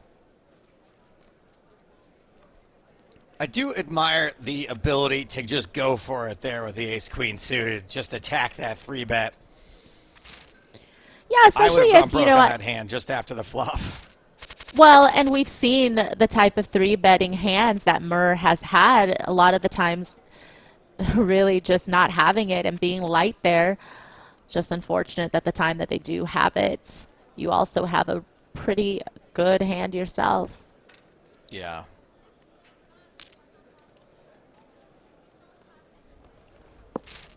Billion 8 limps in. Check back from Murr. 7-4-3. This board is what's known as a monotone board. Neither player really connecting with this single suit. 7-4-3. All hearts. Murr bets 70,000 with 10 high. It is the best hand. And billion 8 folds. Pocket 3 is on the button this hand for billion 8. Staves, have you had a chance to tell us about your poker trip this past week at all? Or nothing to write home about, I suppose? I will go over some of the hands on this week's podcast, I believe, but the long and the short of it is I had the biggest losing weekend of my entire life. Shoving over pocket 3s. I lost every single all-in situation, whether ahead, behind, or flipping, except for the 3 times I was forced all in the big blind in one of the events. I did win those, at which point I doubled up to 4 big blinds each time. So every significant all-in pot I was involved in, I lost. And I still in 2022 have yet to flop a flush draw and then make the flush on turn or river. I love that you just recapped that whole trip in your monotone board voice, because that basically represents how you feel about it's your like life, not even interesting anymore. It's days. like I don't know. Yeah, I don't know what else to do. Like everyone's sick of the complaining, but I have nothing else to report except for, you know, getting it in with pocket 8s against 8-5 and losing, or getting it in with ace king and against ace queen for like 100 big blinds and losing. It's just, I don't know if I can. It's not even interesting. Well, I'm sorry. You know that you could always complain to me on the side in our WhatsApp chat. Yeah, it's. I was trying to have a better attitude about it on this particular trip and just not. I appreciate you, Haymaker, on Twitch saying the upswing is coming. I don't know that even like a Dan Coleman, Fedor Holtz, Alex Foxen upswing could make up for the last 2 years of my life. I mean, I think like a Fedor Holtz upswing would would be enough, but you would have to be playing at those stakes as well. Right. Yeah. No, and I'm not, so. Facey Bra says, just get it in bad, Joe. Works for me all the time. I did get it in bad once on the trip. Ace Queen versus Ace King. My queen did not come, though. Ace Queen versus Ace Queen. Huet versus Murr. And this hand is going to end in a chop. And you know what they say, Maria? Everyone loves a chop pot. I'll take a not bad.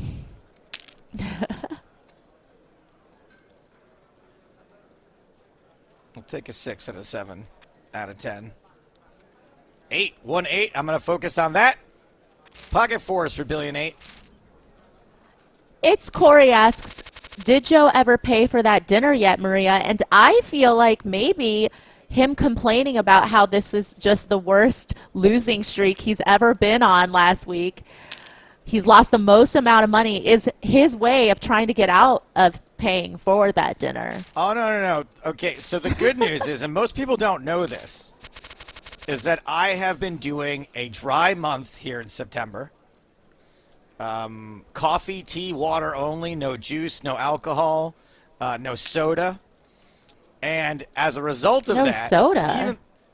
even though I did lose thousands of dollars this past weekend playing poker, I did not run up my credit card at all.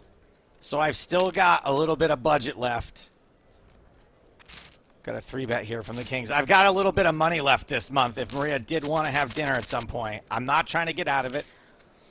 Maria's bought me probably enough dinners to cover what my expenses were this weekend over the course of our friendship. So I can still take Maria to dinner at some point. If we can find the time, that's the question. That's true. But I feel like I don't want to have dinner during your dry month because I want to drink and I don't want to drink by myself. And also drinking's a great way to rack up that bill. That's true. So let's That's just true. wait for October, Stapes. October 1st, I will loosen the reins a little bit. Jen Shoddy says September only 30 days. Wise choice, Stapes. Yeah, yeah, I did the math, and I was on the road for like 10 weeks. And on the road, like I was at Edinburgh Fringe, I was at EPT Barcelona, I was on vacation, and during those 10 weeks, I was probably having between 10 and I was having a lot of drinks every day. Flop flush for Lou. Pair of fives for Billion 8. Basically, I did the math, and alcohol equated to like maybe an extra 20 to 50,000 calories a week for me. And so I was like, you know what? If I go a whole month with a 5-figure calorie drop, maybe I'll lose some weight. Street Flash potential here.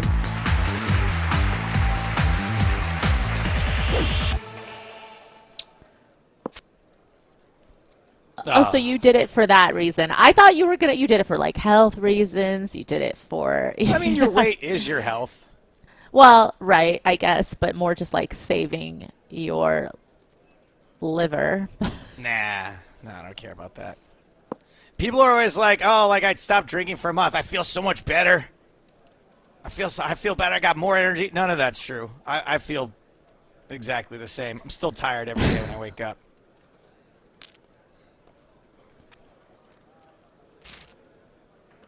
And Lou does get the fold on the end.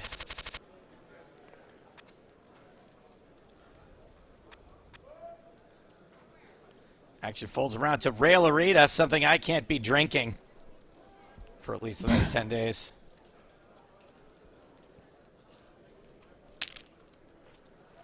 Yeah, it's just a shove from the button.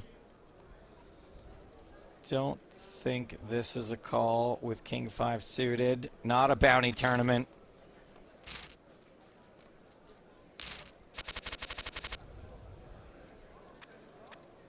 We've got some hands here. Will Rail-A-Rita open the Queen 9?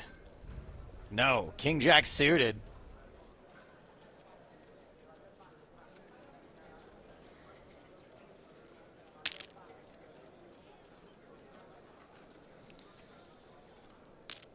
And that's a raise from Billion 8. Just a call from Ace Queen. So Murr, pretty tricky. Has seemingly sort of balanced with their 3-bets. I don't know. King 10-6.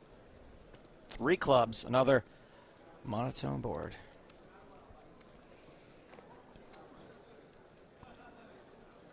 Yeah, Murr just also not necessarily wanting to get into a big pot pre-flop against the only player that has them covered. Pretty easy C-bet out of top pair.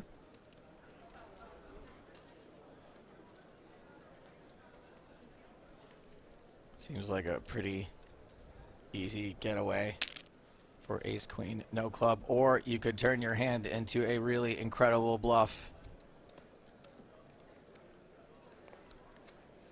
Yeah, I don't think this check raise will shake Billion Knight just yet, but depending on what comes on the turn, wow, Ooh. just a folds.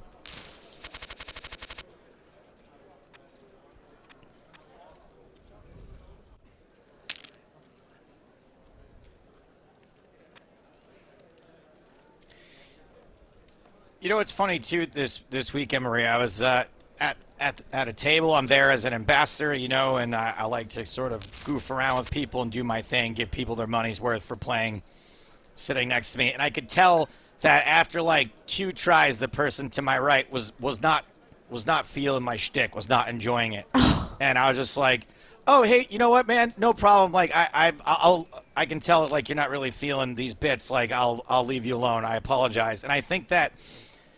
That sort of thing would be good for us all. Not us all, but the people who say someone can't take a joke or, oh, I was just kidding with you. If you try to goof with somebody, regardless of gender, regardless of who it is, and they're just like not feeling it and not giving it back to you, they're not actively participating in whatever sort of table bants. Uh-oh, Queen 10. The call off from sevens. Sevens holding so far. No danger of diamonds, and sevens do hold. You can sort of get, but my whole point is that, like, if somebody's, like, not playing back with you, just leave them alone. And I think a lot of times people take offense to someone not wanting to participate in whatever, like, shtick they're running at the table, especially if it's a woman and they're like, oh, don't you have a sense of humor? It's like, nah, man, just leave people alone. If they're not engaging you back, if they're showing you that they're not interested in whatever it is you have to say, just move on. Find somebody at the other end of the table that's down for clowning with you. Yeah, I think that's a really good point, because I feel like if you just continue on, you're basically antagonizing that person at that point, and it's just really unnecessary. Wait, so did this person agree though when you said that, or they didn't even respond when you're like, oh, you're not really feeling my shtick? They didn't. I mean, they kind of just nodded or whatever. It was, and I don't think that they need necessarily to respond at all. It should end there. I say, oh, hey, I can see that you're not really feeling this bit that I'm doing. No problem. I'm gonna let it go. The person was right next to me too, so that's always kind of awkward also. You know, it's very aggressive to just turn and talk to the person right next to you. So when I said it, I kind of said it, but then looked away to not even get the reaction. Pocket eights here for Huet. Gets it through.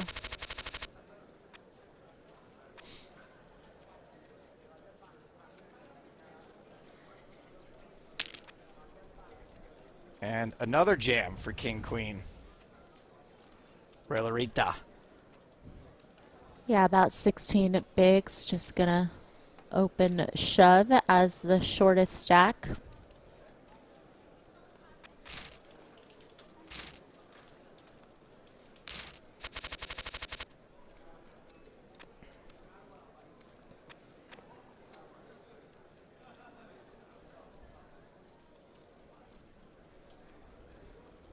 Action folds around to Murr on the button. Just gonna click it for a min raise.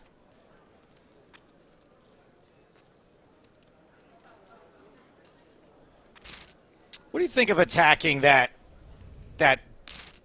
chip leader button raise with a hand like Jack 9 suited? I found myself in that situation a few times. Hold that thought, because I think we might see some chips pile in here. And we are looking at a classic race. Once Ace King suited makes the call.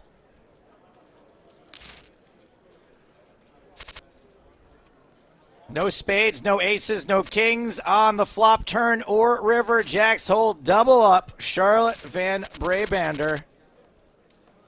Over $1 million now. It's been quite a fight for Charlotte today, as the chips even out a little bit. Anyway, back to that question.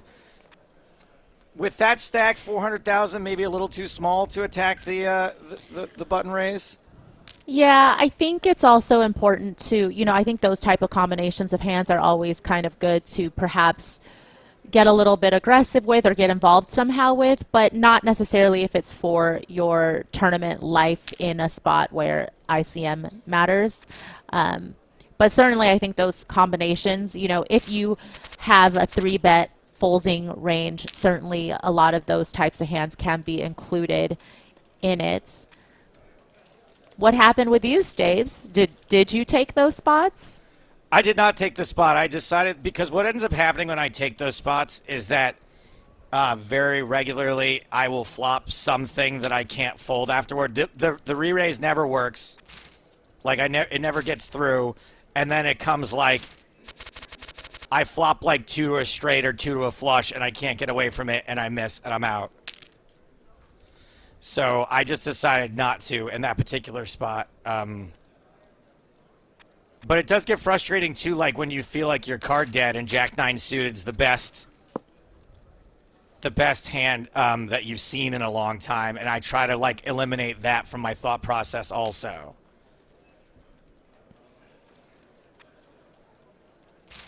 Yeah, it's definitely tough to be in a situation where you don't feel like you're running well. You don't feel like, you know, even when you make, quote unquote, a good play or the right move, it's still not working out. It obviously mentally could deter you from wanting to take those spots.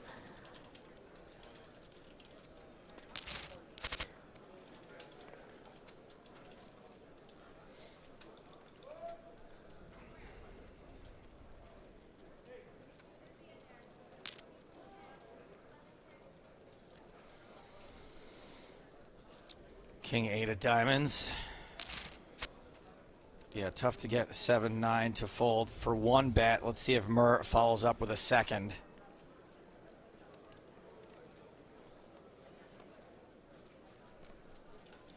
Yeah, not a bad turn card to be able to rep, and I think Charlotte will just have to give this up.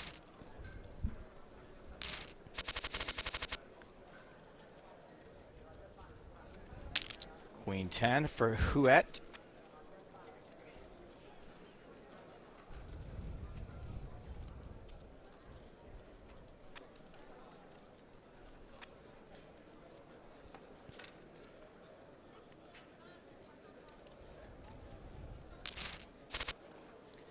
And a defend from Jack-7 suited ends up with top pair for Lou.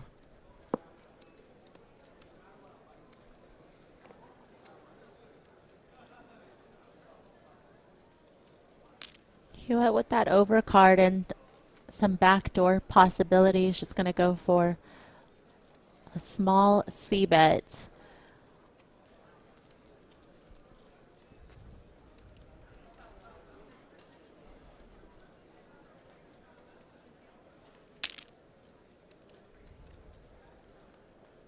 Lou just going to put in some chips on the flop, assuming there aren't a lot of jacks in Huet's hand. Queen 10 forced to fold. And the chip leader now raising from late position with Queen 4 off, Ace Deuce in the small blind folds, Ace 4 in the big, shoves, gets it through.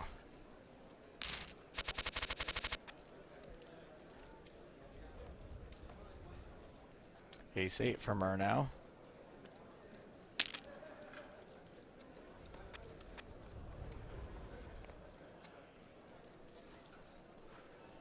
Rita with a defendable hand. Spacely Fox asks, are these cash games or tourney? This is a tournament. The chips you see on screen are not indicative of actual dollars, but the numbers at the bottom of the screen are in fact what these players will make. There are 6 players remaining, so you'll see 6 plays pays almost $4,000. Everyone guaranteed at least that much. Rita shoving over the top of Lou's Queen 9 suited. And that gets through.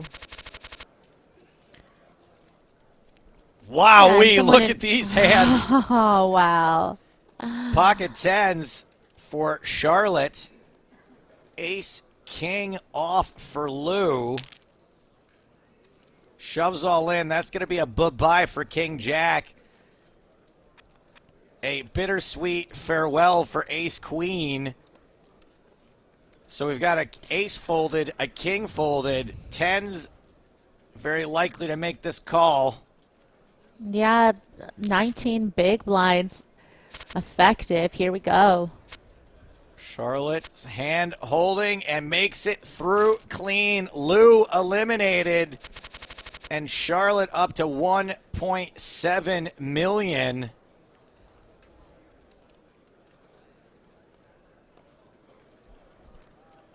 Lou, as I stated, cashing for $3,975. Everyone else ladders up now to over 5,000. Yeah, and for the people in a YouTube chat, well, maybe one person who was saying how 7th, 8th, and 9th, the pay jumps were not that significant, and I, beg to differ in terms of, maybe some players satellited and whatnot, but now we're talking about significant pay jumps, I think, for anybody. 1,700 about separates 5th from 4th. Pair of tens bets and it gets the fold.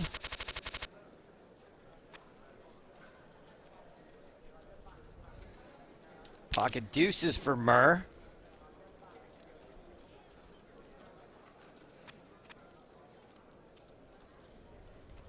Raylarita, again with a defendable hand. A pure flip deuces versus 10-8. 10-8 does fold. Ooh, almost a big sigh coming out of Maria for that one.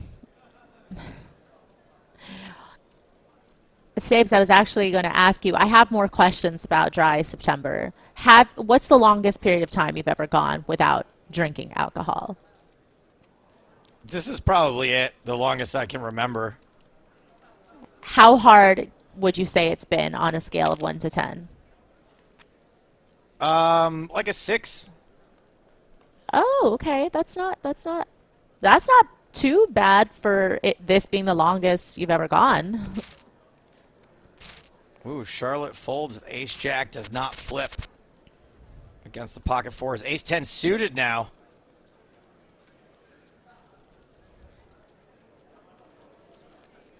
Yeah, on average, I'd say it's a 6. There's been certain times it's been harder than others.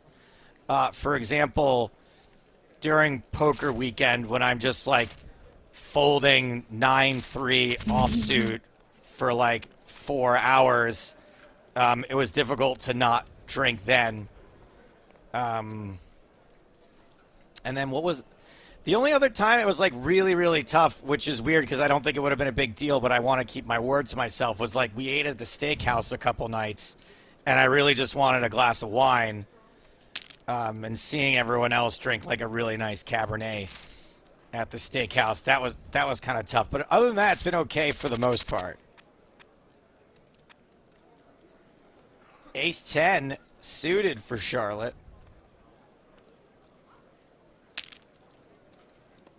But I also haven't done stand-up yet either.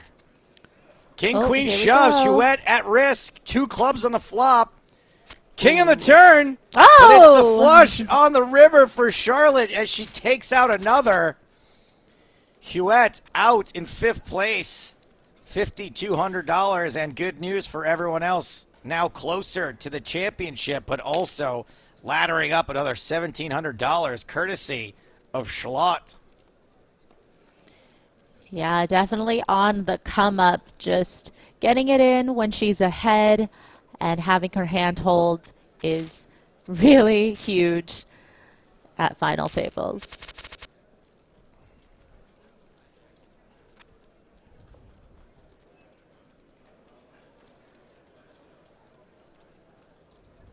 Pocket 8s. Nom nom nom nom. Raylarita.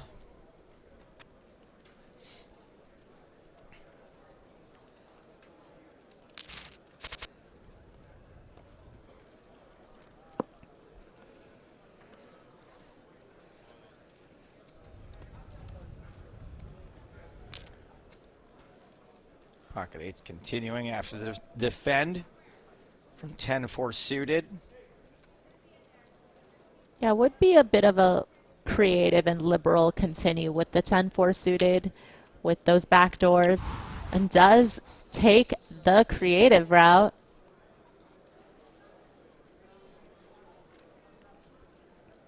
Murphy's Law, really, if you think about it. Whatever can Yeah, go Mur wrong really will go wrong.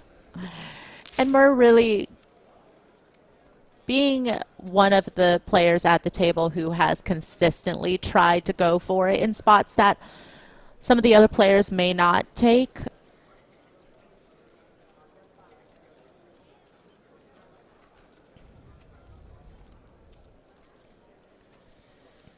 Mur now having to decide how often they're going to be up against an unfoldable king. And goes for a really small continuation.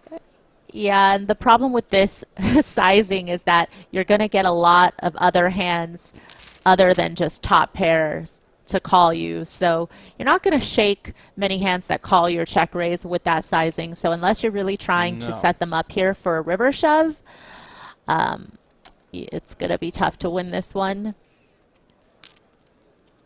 Wow, does it? I mean, I don't think you really see this line very often with a lot of value hands, but I still don't know how you station here with the eights, not having a king. You know, hearts is a hand that someone might play that way, especially on the flop. Yeah, I mean, it's incredibly difficult to be able to call with eights in this spot, especially when the flush gets there as well on the river. I think the other question you have to ask is how many times, you know, would Mur be, how often would they be raising fives on the flop? You know, if they flop second pair, how often would they be taking that as a check raise and then turn trips? It's not an easy call to make. And certainly, it's dang near impossible call to make it. IMO, Ray Larita does fold the eights, and wowee, Mur up over 3.4 million now. Ace Queen for Ray Larita.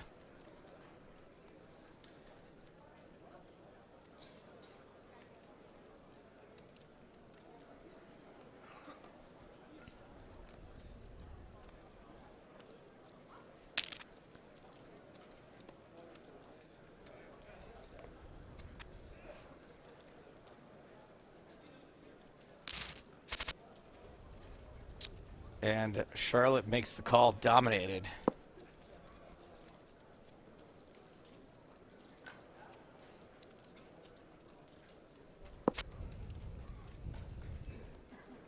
Ace Queen doing quite well. Think a bet would win this. Small as it may be, Charlotte does let it go. Queen 10 for billion 8.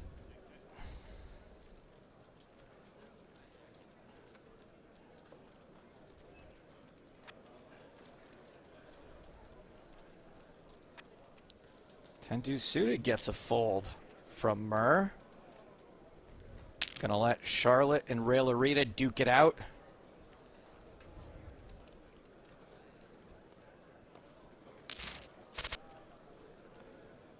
And top pair and bottom pair for Ray Larita.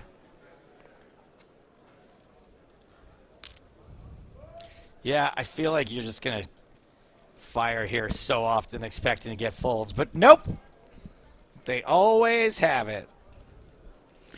Yeah, and chose to go for a little bit of a larger sizing as well with over half pot, which I think makes it a little bit easier for you to perhaps give up when you don't turn more equity or a king, because, you know, it means that there should be stronger hands in Ray Larita's range there to be able to call a bigger sizing on that flop. But now Charlotte sizing the old down. the old college try with a very, very tiny bet on the turn. Yeah, that's a full house for Ray Larita.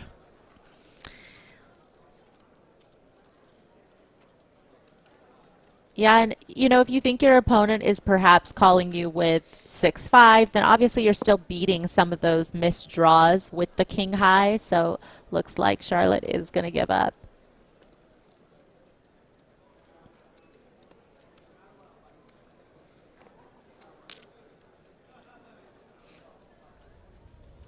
Charlotte does give up. Bye-bye.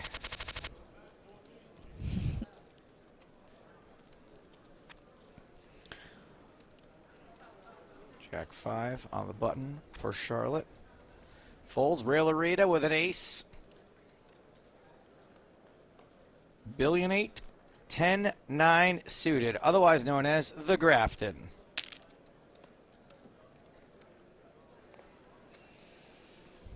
This raise just over 3x. Flop is King, Jack 6, 2 hearts. Rail-A-Rita with the ace of hearts. Gut shot for Billion 8.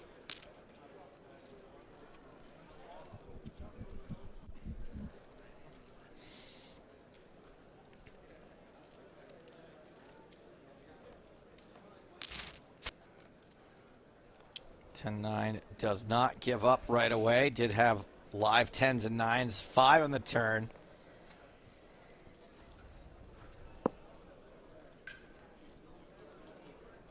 Rail-A-Rita slows down. Will Billion 8 try to take control of the betting? Yeah, if you feel like your opponent would, of course, continue with King X and perhaps Jack X's, then this might be a good time to take the old 10 high as a bluff. 10 high taken as a bluff. And gets ace high to fold. Well done. Jack 9 for Charlotte.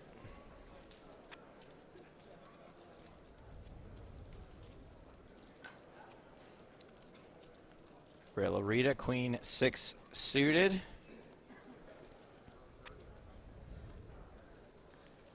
King Deuce for Billion 8 in the small blind.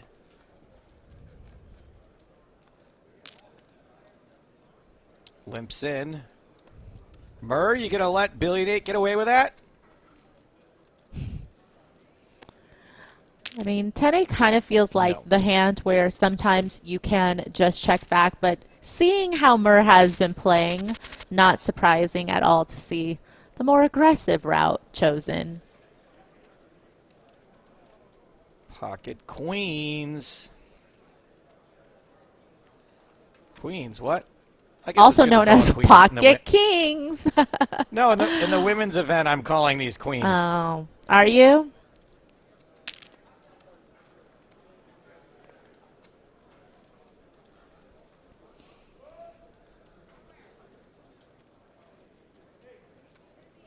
You remember when somebody made those playing cards that didn't have kings or queens in them? Was it like 12s and 13s or something? I don't remember exactly what they used instead, but they were not a fan.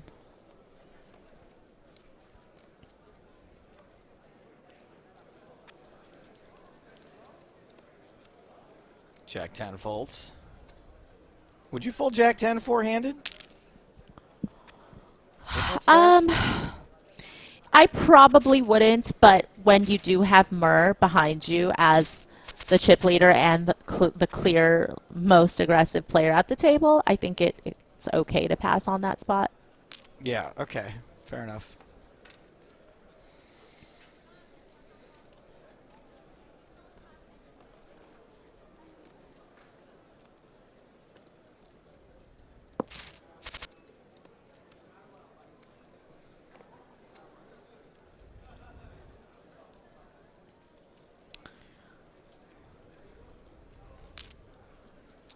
Nine 3 does outflop Queen 6. And gets a fold. Blind's going up in a couple of minutes.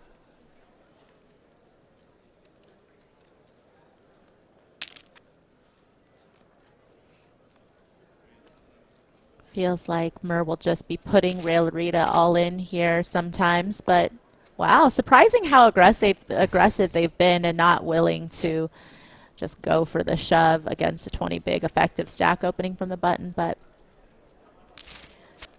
They're mixing it up. Well, well, well. If it isn't the nuts for both players on the turn.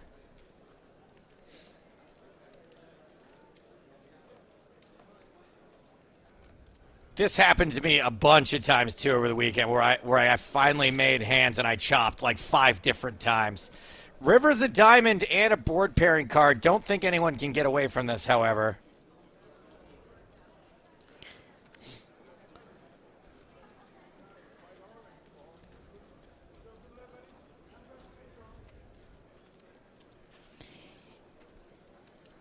Yeah, SPR just over 1. So what could you bet here other than all of it? Ray Larita's got to call it off for her tournament life. Yeah, granted, it's not the nuts. The flush is there. The board is paired. But it is the relative nuts. You know, you just have to believe that a lot of the times you're going to have the best of it. Ray Larita makes the call. This hand is a chop. And you know what they say? Everyone loves a chop pot. Meh. Ace Jack suited for Ray Larita. It's a solid 6 out of 10. Okay, I mean, anything above average is a win for me, so.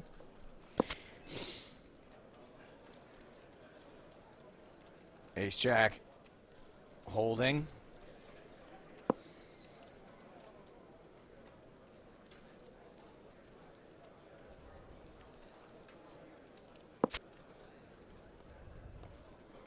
Ace Jack will win if we get to showdown. Blinds have gone up.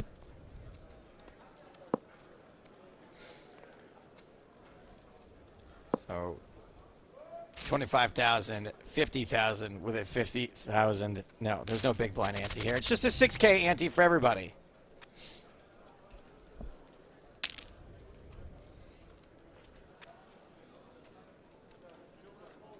$10-7 of diamonds for Murr.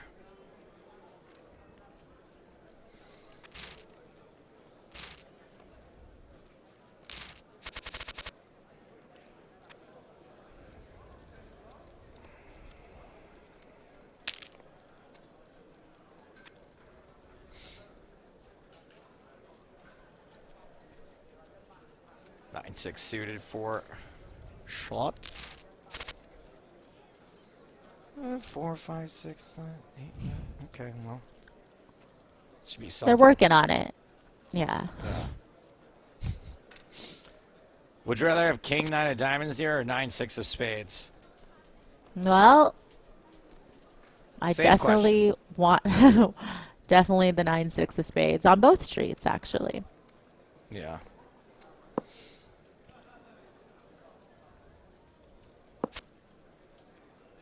Seven, that's a straight. That's a straight. Super you straight. You want the 9-6 of spades.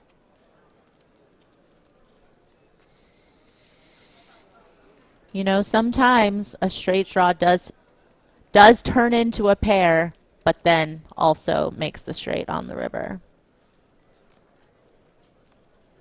Yeah, I wouldn't know.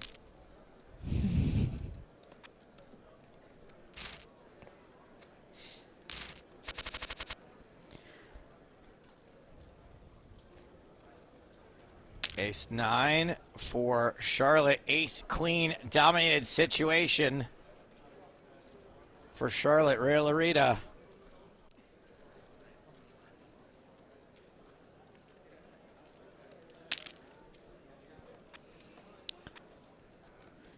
And Yeah, the good thing Charlotte's- is she won't be calling.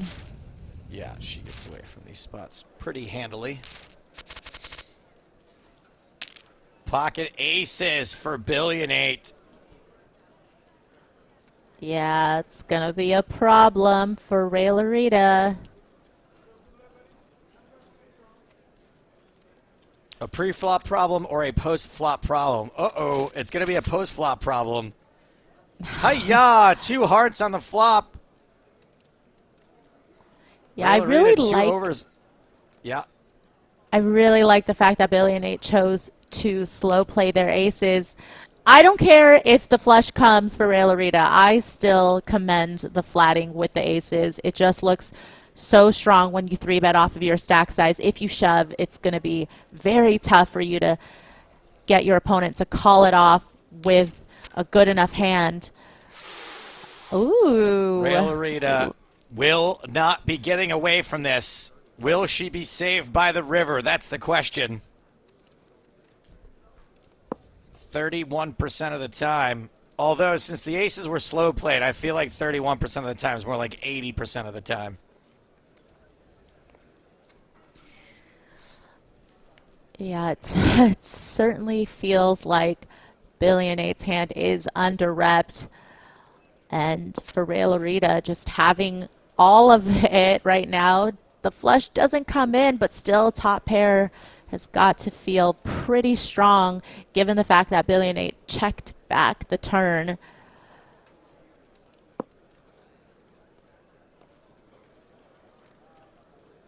Very sneaky the way that Billy and Nate has played this hand, and now Ray Larita with just slightly over pot behind.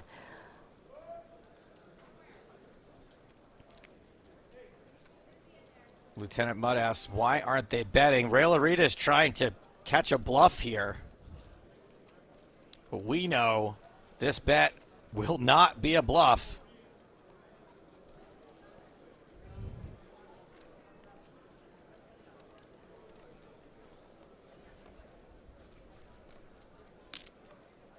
Oh my gosh, all of it. From Billy and Nate. Ray Larita is behind to more hands than just aces here. Yeah, but you know, as played, you would expect ace-king to be re-raising pre. You would expect them to bet the turn. It does call off for their tournament life. Ooh. So time for Ray Larita to hit the rail and have a Rita. Down to 3 now. Ray Larita cashing for nearly $7,000, and we're down to the final 3. Threads up poker.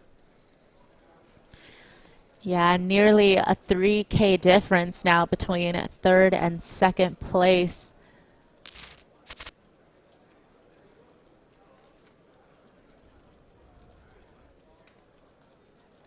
Bottom set for Billy and Nate, just keep smashing these boards.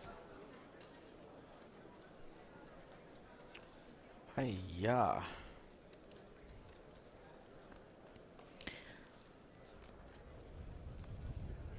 You gotta flat this, right?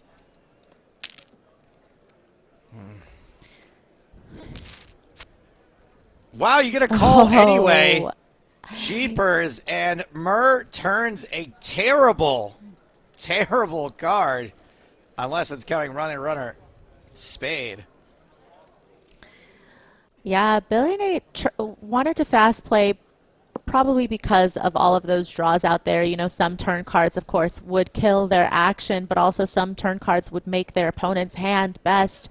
And here, just checking it over, you know, a spade plus the ace, meaning that Queen Jack would get there. The flush draw gets there. Certainly a pretty scary card.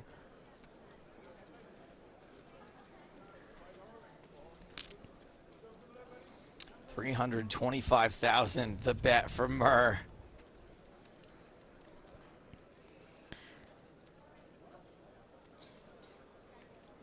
I have no idea what you do here. That's a call. It's a board pairs. Oh. Yeah, Full that's got to house. make them feel a lot better. And checks it. Does not get the bet they were looking for from Murr. I don't. Maria, I'm one of the most reluctant river value bettors.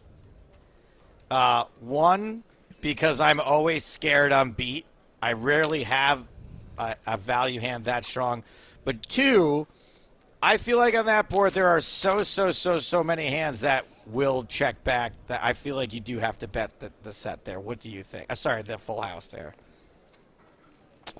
Yeah, I mean, I think that the board pairing is pretty scary, plus the flush getting there. So even a straight, even if Murr had Queen Jack, let's say, and Yeah. made it on the turn, they would probably be checking back that river. So I do see some sense and some argument can definitely be made for just leading with the full house. But of course, if your opponent was just on a stone bluff, which they shouldn't really have many of those as played, you know, how else would you be able to get chips in the middle unless you check it to them if you don't think that they have a hand good enough to call? I'm with you there. Billion 8 continuing on the uptick, though. Now first in chips, 3.5 million.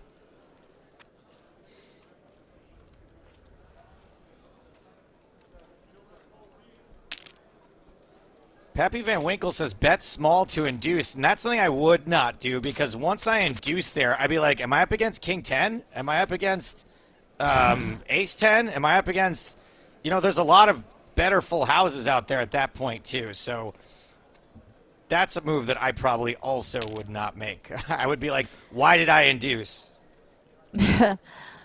Yeah, but definitely, not a bad idea. I think on some other boards it would have been better if the board didn't pair and it was just the flush possible. I think you could get perhaps somebody would just the naked ace of spades in that spot with the top pair, but not the flush to perhaps try to go for it. Or maybe sometimes they might think that hand is too strong to try to turn into a bluff. So definitely not a one-size-fits-all solution there. We're going three ways to this flop, which is Queen, 10, 8, 2 hearts. So top pair for Charlotte, but she is flopped almost dead by Murr's Jack 9 straight.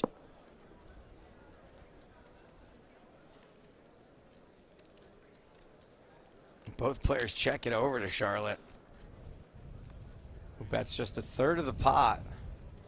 Should get rid of the sixes. Jack 9 misclick fold? Well, we know who you're rooting for, Stapes, but it will be interesting to see, whether they decide to fast play or just call, but Murr does end up going for the check raise.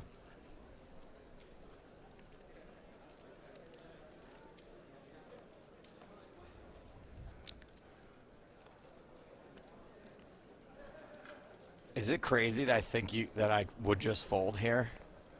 Is that nuts? I mean, it's a little nuts to be in position and to have top pair, top kicker with so many draws possible to just fold.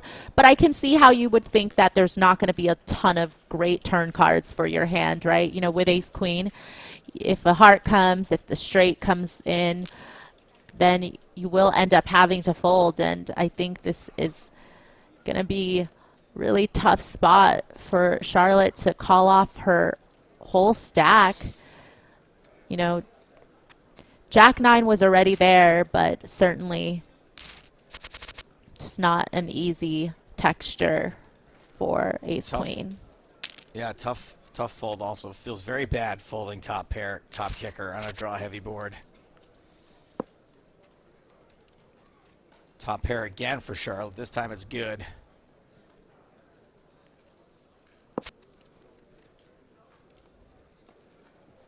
Good, but getting less good looking.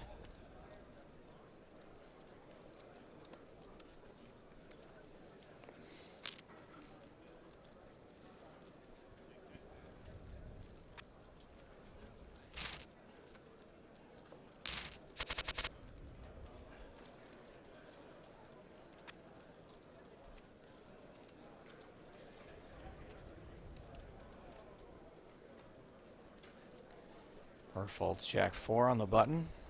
Close it in on another break.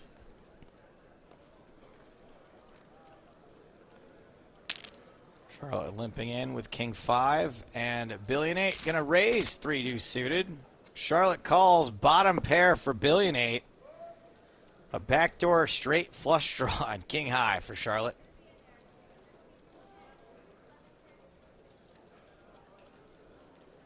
I would assume as a pre-flop aggressor, it's always kind of nice when you flop a pair to just try to clear out the equity. You know that you're going to be up against 2 overcards to your pair pretty much all of the time. I think we're going to squeeze in one more hand. 8-10 of clubs.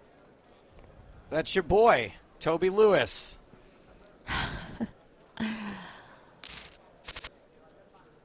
Ace-4 defense, pair of 8s for Charlotte is good for now. Or Lobituous, as I call him sometimes. Oh, Lobituous. Is that because he has big ears? Are you making fun of his big ears? Pair of 4s in the turn for Murr. No! I didn't even That's not what think you're of calling that. him, Loby? No. No, it's just we're putting the first letter of the last name onto the... Ugh. Come on, It's Spades. a spoonerism, Haria Mo. What is that called? It's bime. There's a word for it? It's bime for take. 3 players remaining in this event. Stacked very, very deep. 1.8 billion out in front for now. Then Murr, then Shalot. Why not? Shalot, bring in James Hardigan to have a little chat with us during the break. Thank you, Joe. I'm still slightly in shock that Maria has only just learned what a spoonerism is. This is literally the first time you've heard that expression to describe where you switch the first letters of words. I have never heard of that before. Well, there you go. They say you never stop learning, and today, Maria, you have learned something. Talking of learning stuff, I thought it was worth recapping the information that StatTrick has dug up on the 3 players we have remaining at this final table. I think it's fair to say that Charlotte Van Brabander is the best known of the 3 players. She is a former PokerStars ambassador. Interestingly, GJ, as a current PokerStars ambassador, went out very early on during that last session, 7th place finisher at this final table. Joe, you saying early on, Charlotte was best known, was it Counter-Strike was her game, or one of those type of games, right? The one with the terrorists and the counter-terrorists, like where they're running around with the vests on and the shooting and the pumping and the flag and the bomb and the fusing. Yes, I believe that is Counter-Strike. Talking of Counter-Strike, Griffin will be with us tomorrow. More on that in just a moment. So let's talk about the other 2 players. Let's talk about Murr, who has played quite creatively at times at this final table. Murr 018 is from Ukraine, has more than 200k in PokerStars earnings, and their best ever online result came last year. They were second in the half-price Sunday Million. That's when it was 54.50. That second place finish was worth 80k. And then we have Billion A playing from Mongolia, who has 400k in PokerStars earnings. Now, from the information that StatTrick was able to dig up, Billion 8 is mainly a PKO player. Most of the tournaments that she finds herself in are progressive knockouts, and true to form, back in 2020, won a $109 bounty builder for $5,500. None of these 3 players has a WCOOP to their name, so we are going to have a first-time winner tonight. Not sure same will be true tomorrow when we cover the 25k Super High Roller. I teased that Griffin will be with us tomorrow. Griffin will be analysing the action at that final table. I just thought I'd check in the lobby to see where things stand, because remember, these are 2-day events. We cover the day 2s, we cover the final tables. But this event started right now. 39 entries. It needs 40 to cover its $1 million guarantee. Late registration still open for another 2 hours, so I think we're going to be fine. Interestingly, I am seeing some names in the lobby that we've not seen so far during the series. One of those names, fresh off his $5.5 million score, is Sam Squid. And Sam Grafton is currently one of the chip leaders. He is 6th in chips right now. Also among the big stacks, Wushu TM, Thomas Mulocker, Pass 72, Pascal Lefrancois, C Darwin 2, Lena 900, 2 of the Swedes inside of the top 10. So as you'd imagine, most of the usual suspects turning out for the 25k, the single biggest buy-in event. And right now, and bear in mind this is subject to change, we're looking at more than 350 grand for the winner of this, which could be the single biggest first prize of the series so far. So that will be the final table we will stream tomorrow. But things get bigger when we get into the final week of the series. Our streams on Monday, Tuesday, and Wednesday of next week will all be about the main event. That is the $10,000 No Limit Hold'em World Championship. We will follow it from day 2 when they play into the money, through day 3 when they play down to the final table, and on the Wednesday, the final day of the series, we will stream that final table, possibly a bit of bonus coverage from the low and medium events. And as far as the 10K PLO is concerned, I know in the past we've streamed that on the Tuesday. We are going to follow the No Limit Hold'em this year, so the PLO will be a cards up replay on the Wednesday afternoon. So before our final live stream, in the hours leading up to that, you'll get to see a replay of the PLO final table. Maria, please take a break. This is a deep stacked three-handed battle. I think it's still got some legs on it. So we'll see you back here in 60 minutes time. Joe, you don't get to go anywhere. I need someone to talk to. All right, I'll do it. So blind still 25.50. They're going to go to 30.60 in around 15 minutes time. And at least 2 of these players are very deep with more than 50 bigs apiece. Yeah, this should... This is likely to take a while, I think, just based on stack size, but also the way the players have been playing. It feels like it's been not quite as aggro, at least for Schlott and Billionate. And no reason there should be.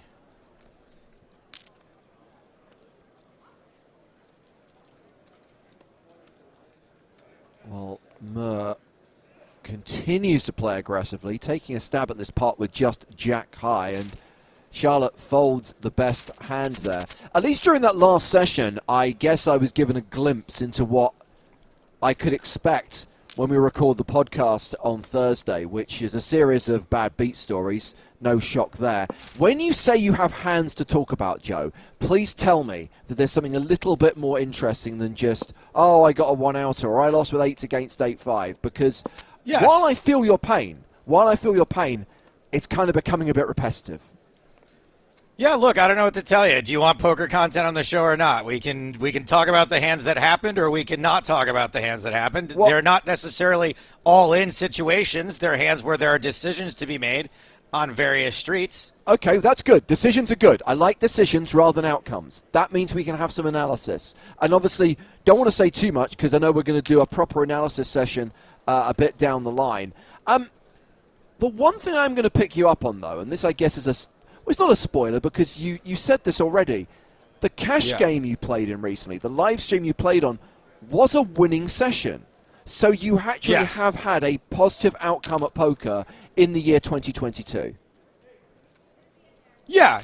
But I will say that the majority of the win of that session came from the final hand being a $50 flip that didn't require anyone to play anything. That was, I think, my total net positive for that session was I bought in for $1,000, I cashed out for $1,880, and 440 of it was on the last hand. Was because I got lucky and won the flip at the end. So whatever, does count as getting lucky. That does count as a win. I've actually had probably, I think of the few cash sessions I've played the last couple years, I'm mostly positive in cash. It's just tournaments that I haven't. I just can't seem to make a day 2 in any of the tournaments I play. I've got a great piece of advice, Joe. Just play cash games. I would love for that to be the case. Unfortunately, I'm not invited to many cash games. Don't you live in LA? Aren't there cash games running all the time? They are, but I like to go to games where I'm invited to play, where people are like, hey, why don't you have a free hotel room and a free flight? So you can sit at the table and annoy the person next to you. Correct.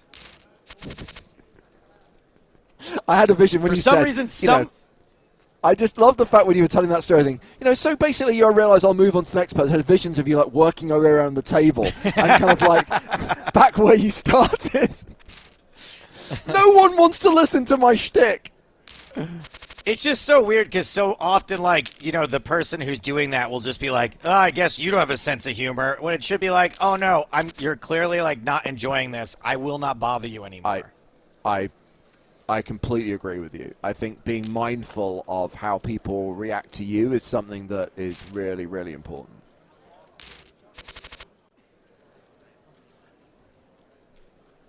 Well, domination situation here. Charlotte with King Jack, Billy and A with King 10, and re-raises. And I will say, as far as the hands that we analyze on the podcast, 2 pair here for Charlotte. You know, it's easier to analyze hands that I've lost because I don't always get to showdown on hands that I win, right? So they tend to be skewed more to losing hands because I see what I've lost to. And I do think there's probably something to be said about analyzing some of my winning hands because maybe I'm misplaying them. And that would be good to take a look at also. Because maybe I would have, you know, maybe I'm not winning as much as I should be on my winning hands, and therefore I'm short stacked earlier and then having to get it in, you know, in situations where maybe I would have a better stack if I were playing better. The shove from Charlotte on the turn takes that down. So every player now with more than 2 million. It's starting to even out now.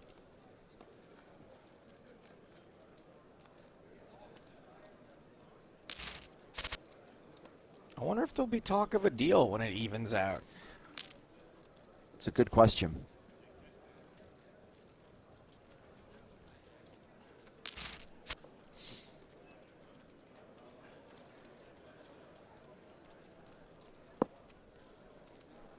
Right now, pair of threes is the best hand. Action has been checked to Charlotte.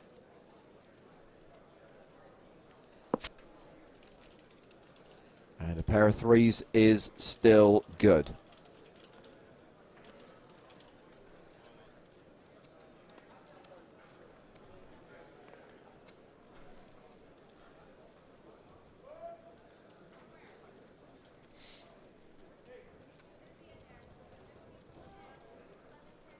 Man, getting bluffed in these spots. Well, that's the thing. This is not... I mean, it could go check, check, but from what we've seen of Murr, they are exactly the type of player who is most likely to just put you in a really, really tough spot. No, on this occasion does check it. Charlotte checks behind and wins that 600k pot. And I'm calling it, Joe. It is pretty much evens Stevens. Even Stevens and even deepens. Yeah, I mean, we're talking 50 big blinds each right now.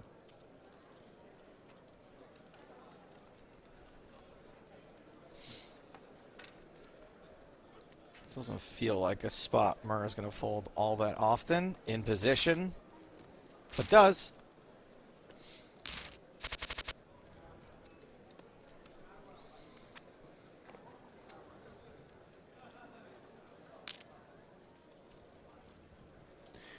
I don't know if the depth of these stacks is going to open up the action or whether it's actually going to be a slow burn. Feels like a slow burn. Again, coolers notwithstanding. Yeah. You can't account for coolers. No. Charlotte ramping up the pre-flop aggression. Wouldn't say necessarily got away with one last time since ace-5 is a better hand than queen-10, but it's a hand you'd, s5 offsuit, it's a hand you'd rather not get called and have to play post-flop, I think. And now Billionaire is attacking the attack. Yeah, this is a case of stick it in her eye. And up over 3 million, has the advantage once again. Nines against King Jack suited.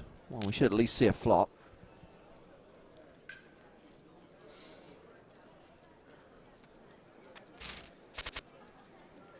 And that flop is ace, ace, 7. 9's still good.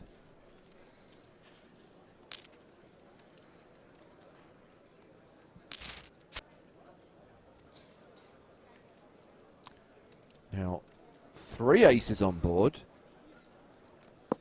This would be the ultimate Barry. Yeah, it sure would.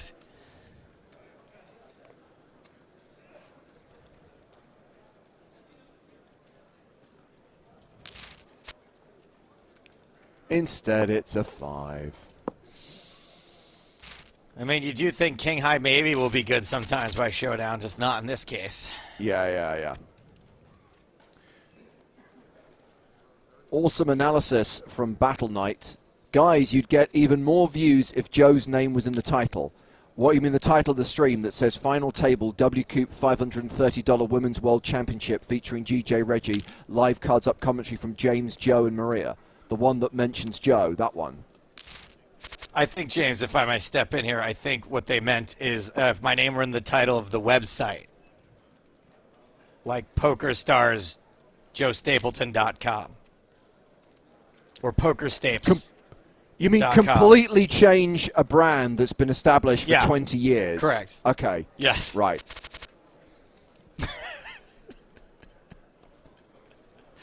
PokerStapes, Joker Stars, you know.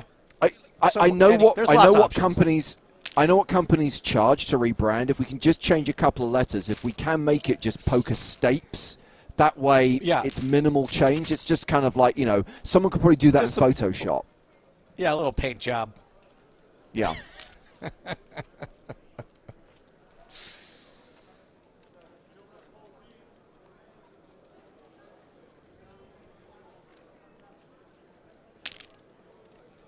We are not slow playing the aces this time. No, and again, aces going to waste. Oh, just kings now. What a downgrade. And slow playing the kings. And top pair for Murr. Ooh.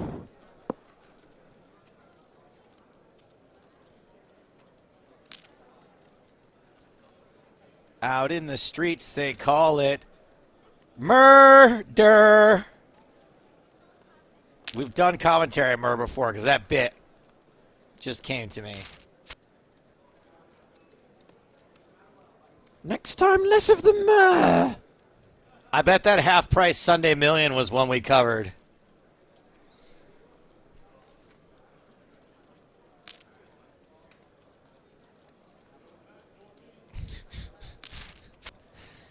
Thank you, Keith Becker. Thank you, Accidental Grenade. You do tickle me, Keith. Top pair for Murr, no good.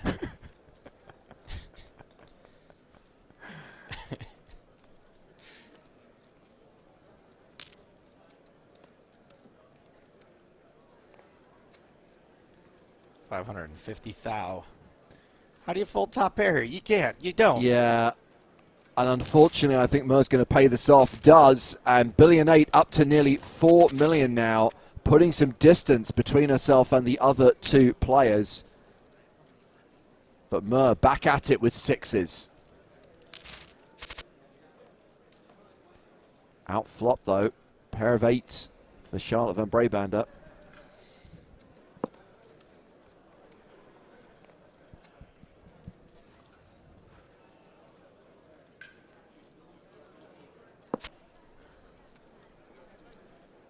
Charlotte, huge favorite now.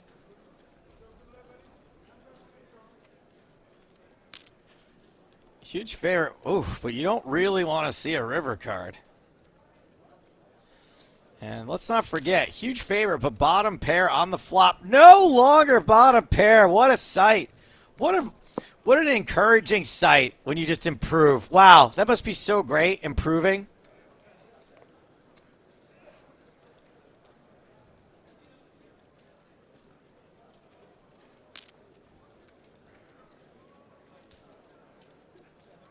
$450,000. Don't make another hero call. I mean, granted, top pair last time, but don't make a hero call on this occasion is what I'm trying to say. You can see a hero call might be tempting here, right? You think your opponent might do this Yeah. with just like a big heart in their hand. They miss the flush draw. Yeah. Oh, Yeah. makes the call. And Murr down to 1.2 million now.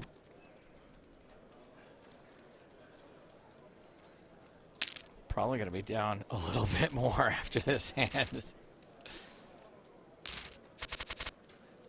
4 million for the chip leader, 2.5 million for Schlott. Murr hovering around the 1.1 mark.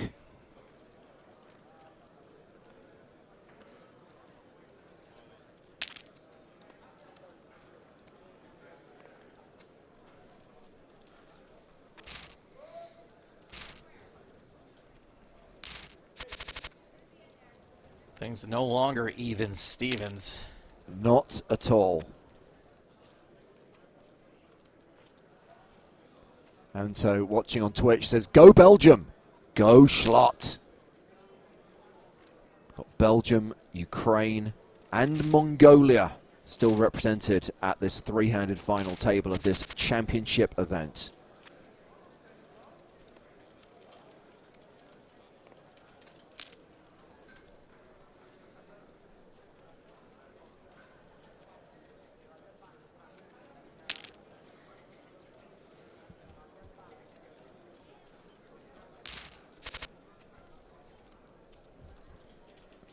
Pair of kings here for Charlotte.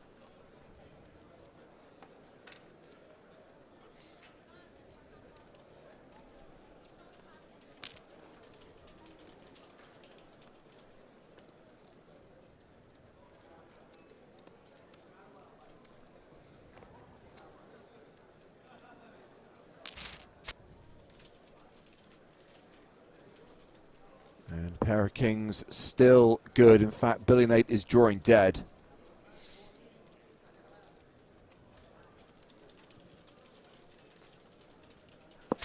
We've lost Joe to the internet. I'm back.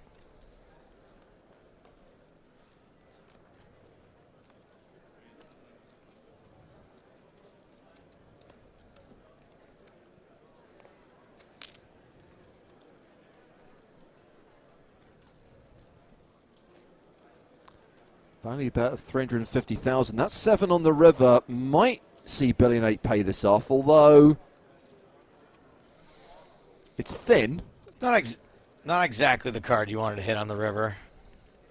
No. Although, I guess better than hitting the queen, because if it was the queen, the money'd be in there already. And you get away from the 7. Yeah. There you go. As the blinds go to 30,000, 60,000.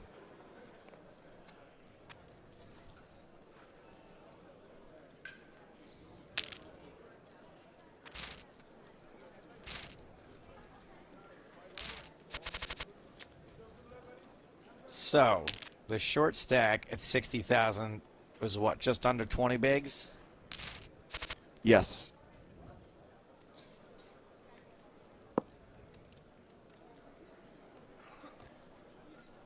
Closer to 15, so I'm going to say that Murr is dipping into the danger zone. Billion 8 catches that 5. That's good. Would have been 2 pair for Murr. Shoulda, woulda, coulda. Hey, Murr really wants you to know what they folded. I folded 10-5. You guys are going to believe this.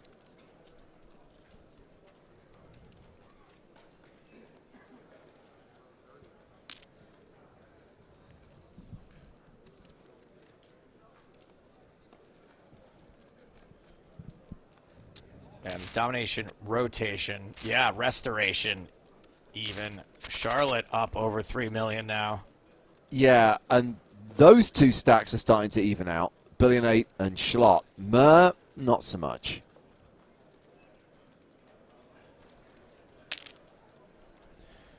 Battle Knight, appreciate your attempts to analyze the action, but bear in mind this is a women's event. In fact, it is the World Championship women's event.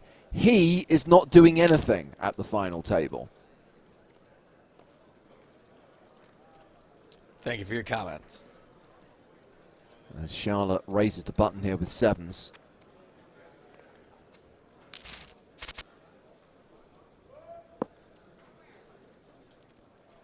I mean, clearly not only did you not spot Joe's name in the title of the stream, you obviously didn't spot the name of the event either.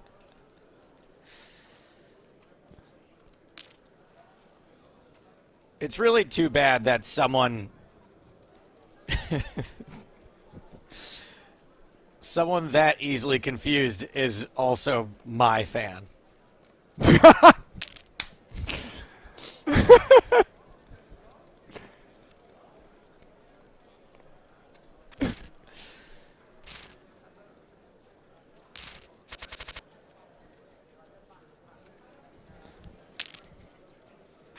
King Deuce button race. There. Yeah.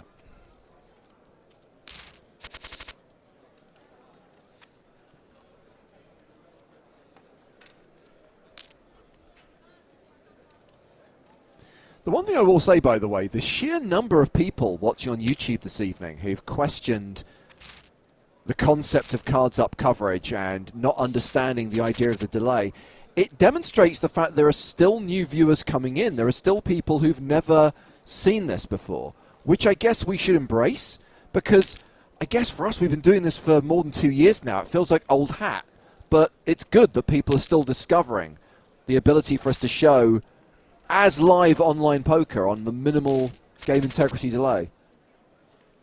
Good that new people are showing up. I don't know what it says, the fact that everyone's first question is, "What? Won't people cheat when they see this?"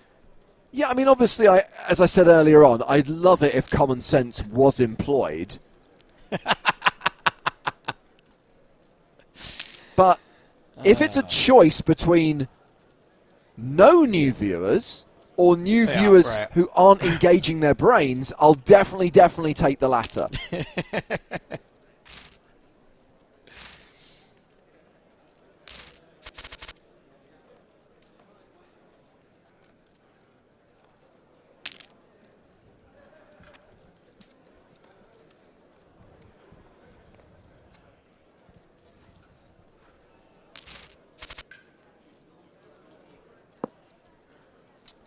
Pair of tens here for Charlotte. And gut shot for Murr. Correct.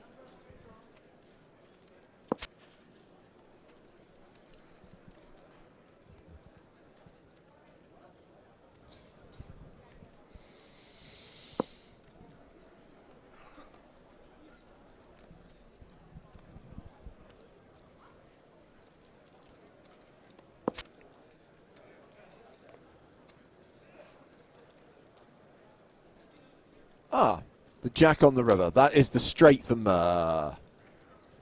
Yeah, the gutter ball. The gutter ball is real.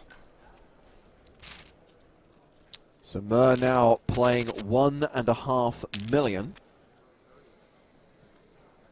Oh, good. In 24 minutes, the blinds go to 35,000, 70,000.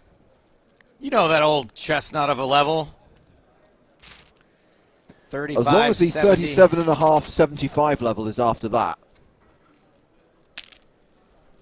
You can't have one without the other. What is it, a turbo? What are we just trying to get these ladies out of here? The thing is, I make a lot of kind of snarky remarks about this. I've never asked the question, why?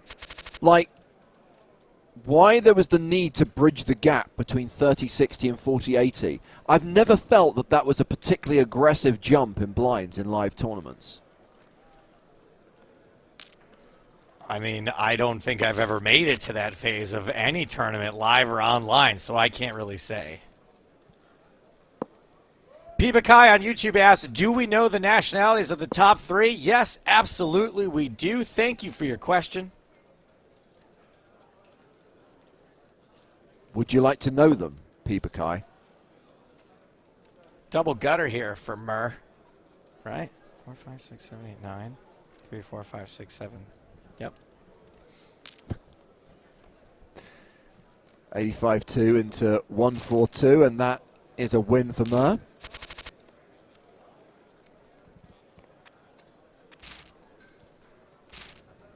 Still waiting for Pibakai to come back to me on whether they would like to know those nationalities. Oh. Pibakai responds with a sad face. I don't know how to interpret that. Does that mean they want to know or they don't want to know? I don't know. This is why it's so much easier when people use words rather than emojis. Yeah.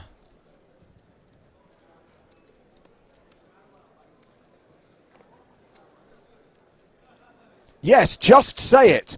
All right. Calm down. Wow. I don't know. I don't know now, James. Honestly, that's kind of rude. Can anyone ask more nicely? To be fair, Terence has got you. Belgium, Mongolia, and one more I forgot. Let's take that as the answer.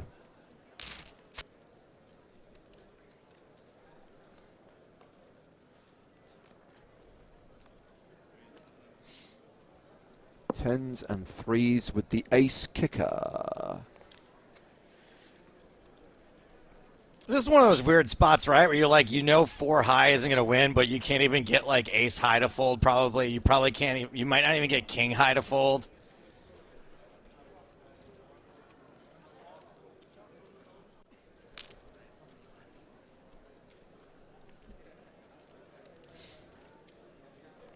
Ukraine, Pibakai, Okay. That's it. Yeah. Mongolia, Belgium, and Ukraine. Because you took the caps lock off and you said pretty please, you got the answer. And now you are absolutely not ever getting a fold, Billion 8. Yeah, good check back. And Charlotte who is takes out the in chip front lead. now? Schlott with 3.5 million.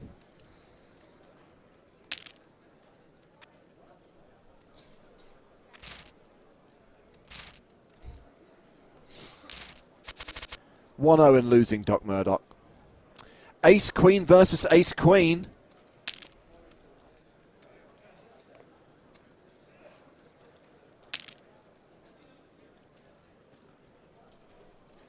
And there is the chance of another mediocre performance of everyone's favorite stream meme. Yep. Joseph, this is a chop. And you know what they say? Everyone loves a chop putt.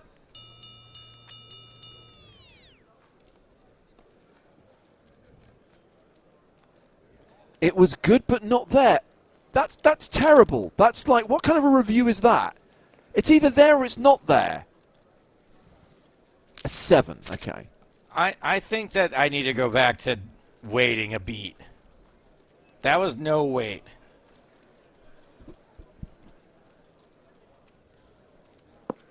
I went against my gut there. Oh, James, you'll appreciate this. Totally off topic. I'll wait till this hand is over at least, because we got a gut shot versus top pair. We do.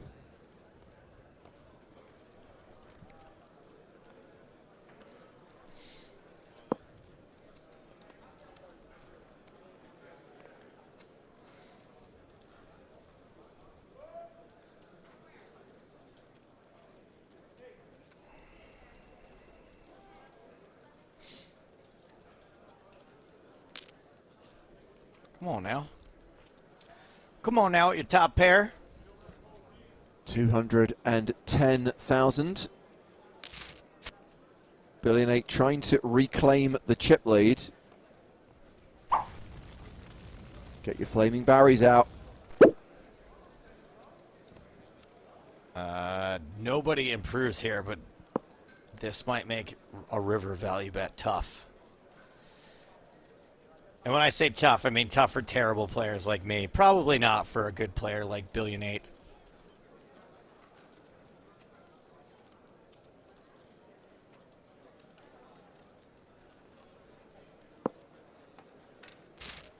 James, what do you think of this comment from Antifa Jesus that says there's one heartbeat between the word say and the word everybody?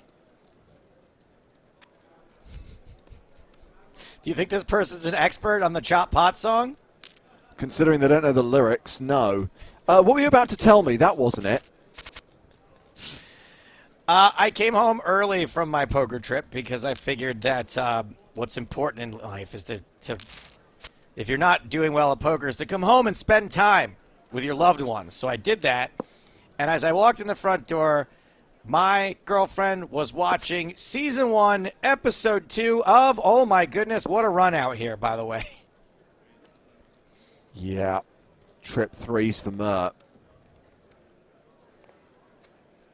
I've been wanting to watch Oh My God, What a Run Out here for some time. Here it gets better in season 2. I want to see this hand, thank you. Season 1, episode 2 of The West Wing. Oh. And so are you starting a West Wing-a-thon? I think so. It'll be like her show that she watches on her own, and then, you know, when I'm around, I'll watch it with her. But I got to police her because she likes to do things while it's on, like gets up and like No. cooks or yeah. So I have to just constantly pause it every time she walks away from the TV. Yeah. I think you need to be there. I mean, number one, to police it. But also, I think it's an awesome opportunity for you to relive one of the greatest TV shows of all time. Yeah, and I've only watched it the one time through, so. I mean, I've done it at least. What do you want, 6 or 7? 4 times? I've done 4, I Four? think. Yeah. All the way through 4 times.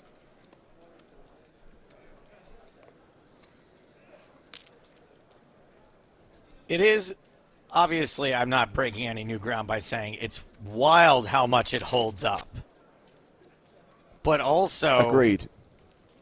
But also kind of, I don't know how to word it, depressing how well it holds up. That none of the problems that they're addressing in this show have even come remotely close to being solved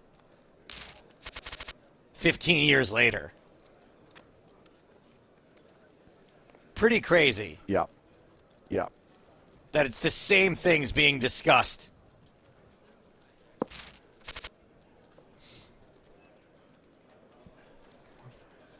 Okay, no straight yet.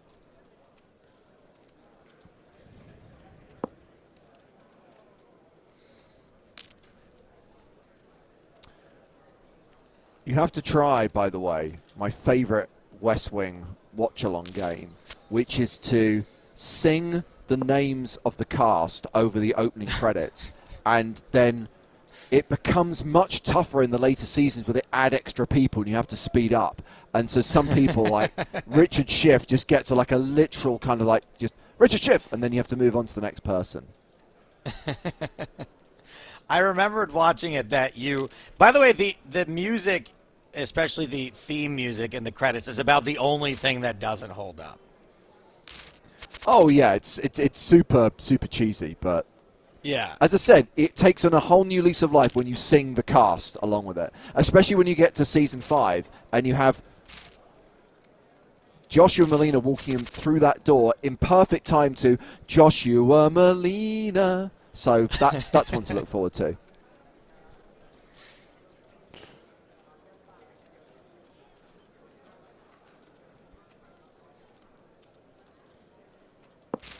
Charlotte limping in, hoping to limp trap a little bit here. Not going to happen.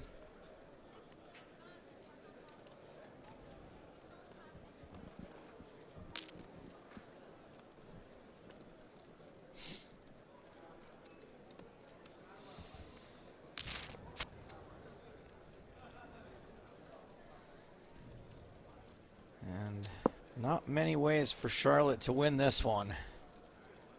Well, this pot is going to decide the chip lead. And looks like it's going to be going in Billy and 8's direction.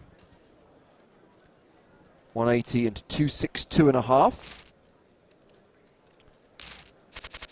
So slight chip lead over Charlotte. Mer still the shortest stack with 1.6 million.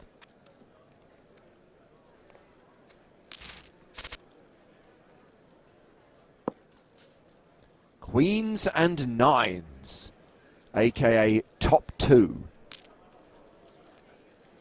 And against bottom 1, might get at least one bet.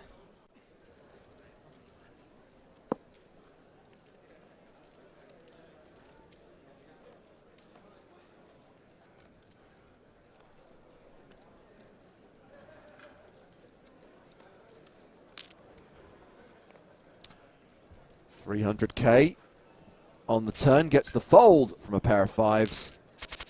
And Charlotte has the slight chip lead once again.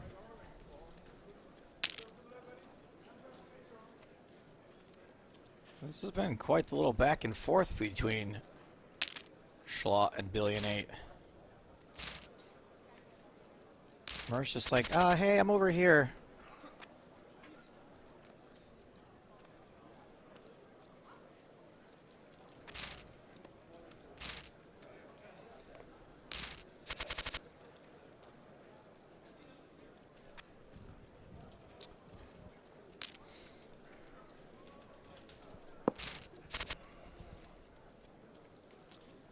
Pair of threes for Mur, but four's the best hand. Also the wheel draw. Such a cooler. You flop a 3, your opponent has 4s. I know.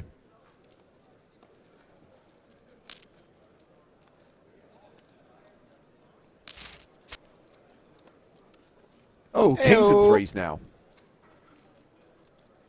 Time for Mur to get back into the action.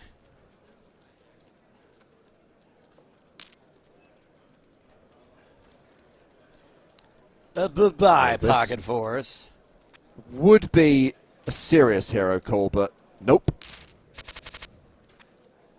That's just a hero call.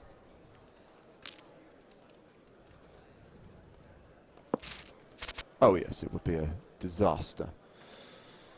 Pair of tens.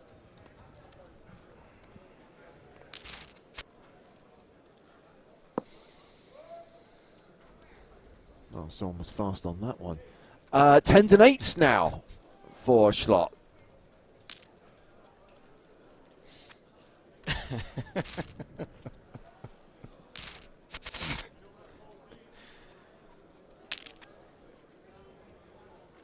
King 9, that's a good one, three-handed. That's fun.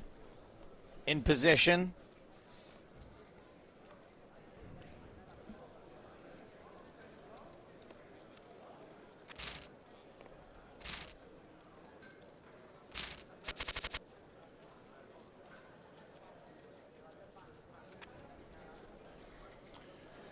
Well, you talked earlier on, Joe, about the inevitable coolers. It's been a while.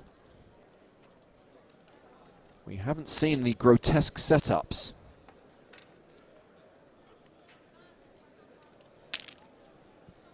I mean, I will be going on a break 20 minutes That's from now. true. Ish. And That's lots true. of time to crank it. I got my cooler machine. I haven't needed it.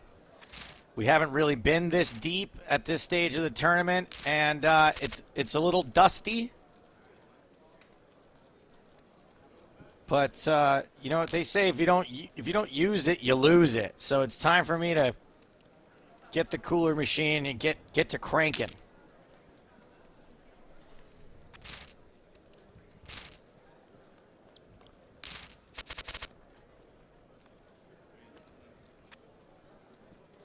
I think I would feel more nervous playing three-handed this deep than the usual, like, 30 big blind average. It just feels like there's so many more chips you have, the more mistakes you can make, right? That's one way of looking at it. The more chips you have, the more you can fold as well. The more you can fold, the more, I guess, skill, right? Like, the deeper you are, the more skill wins out, which is why I'm against it. Personally, if I were involved. You want high variance. I want high variance. That's the only shot I have. Yeah. Thank you, Noon, watching on YouTube. You are all amazing, and I wish everyone good luck. You're amazing, Noon. Morning, noon, and night. Noon is amazing.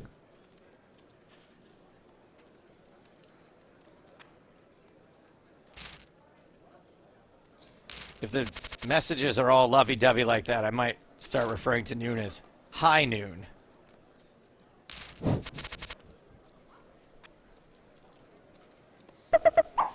Nom nom nom nom. Snowman's. Charlotte. Yeah, limping in with the snowmans.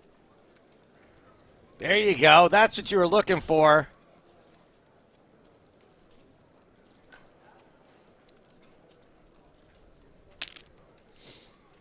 Oh, hello. Yeah, that's what Charlotte was looking to do. Executed perfectly.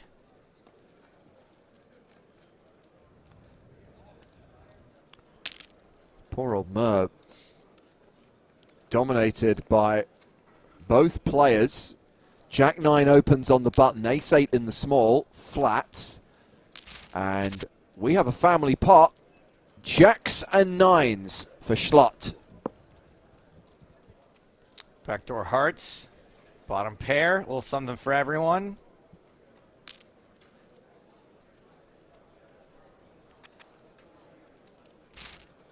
And 2 folds.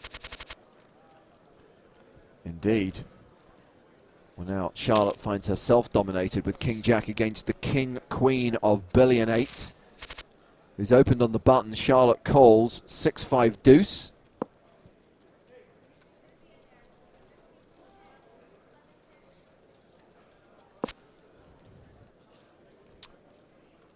And that's pretty decisive. In fact, billion 8 has a 100% lock on this hand now.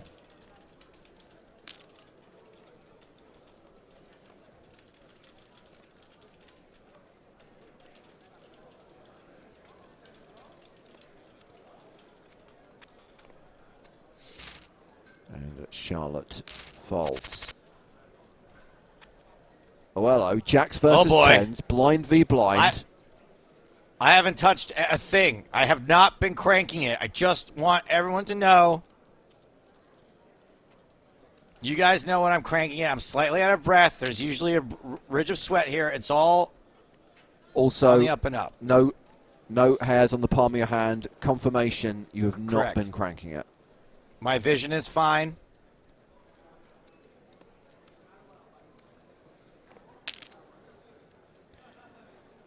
So there is the opening race at 210 and the re-race to 510.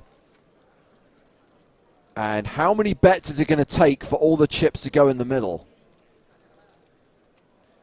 Well, with just 1.9 for billion 8 left, yeah, this there is we going to go. be the shove here. And billion 8 is not just dominated, billion 8 is covered as well. So this is a horrible spot. All in and way behind. And no 10 on the flop or turn or river, and we're down to 2 as billion 8, the start of day chip leader, is eliminated in 3rd place, cashing for just over 9k. Charlotte van Brabander from Belgium going heads up against Mer from Ukraine with a significant chip lead. Mongolian Beef eliminated in 3rd.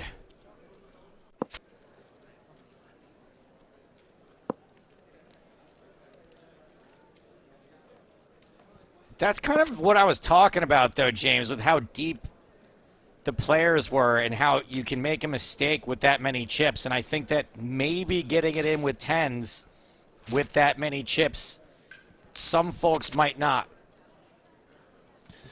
And I think if you have shorter stack, right, if you have 30, 35 big blinds, it's totally standard to get it in with 10s. And I think there's an argument with it going that many bets and that many chips pre-flop with 2 10s. So from three-handed poker to heads-up poker, advantage Schlott right now. 5.6 playing 2 million.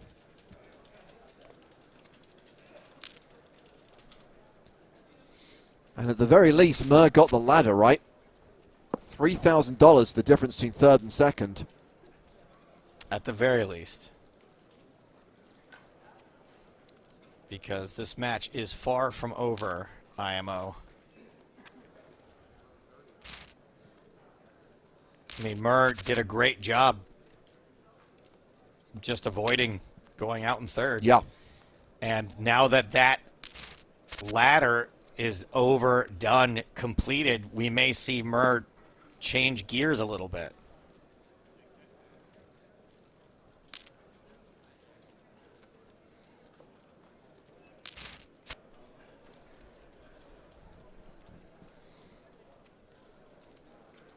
Pair of 4s still ahead here.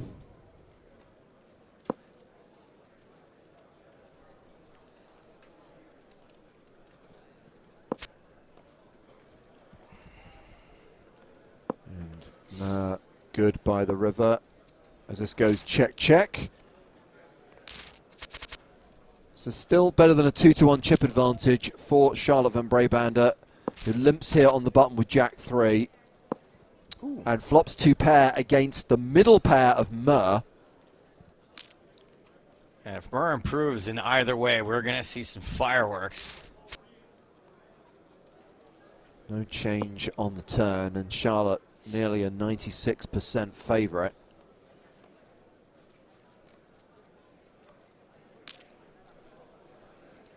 $240 into $255.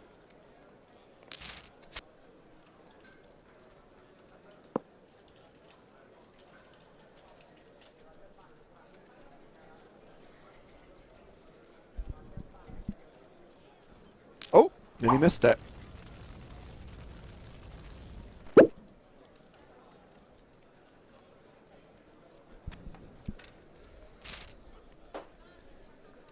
Charlotte closing in on the 6 million mark, and now has ace king. Mur with ace deuce opens on the button to 120.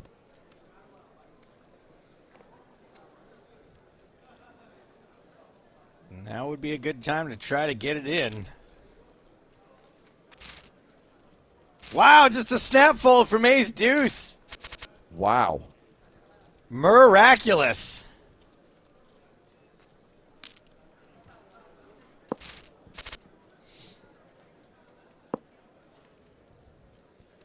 It is always coming 7. This flop favoring Schlott.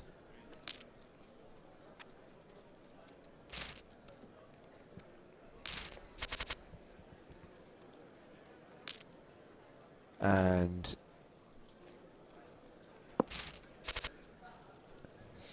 Schlott has now moved over the 6 million mark. So where are we at right now? 35.70 blinds.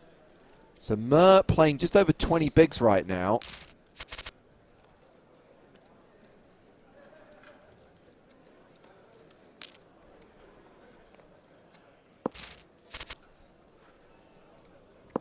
Ooh. Diamond draw here for Charlotte. The straight draw for Mur. Ace high currently the best hand.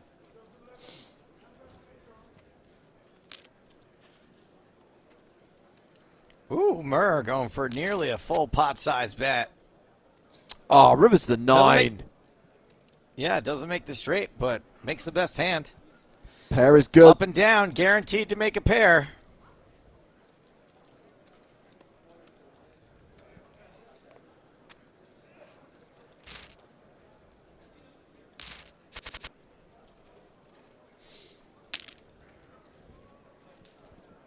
Queen 10 button raise, king 4 in the big. Flats. King high still ahead, but decent equity for the Queen 10, which continues for 98k and wins that pot.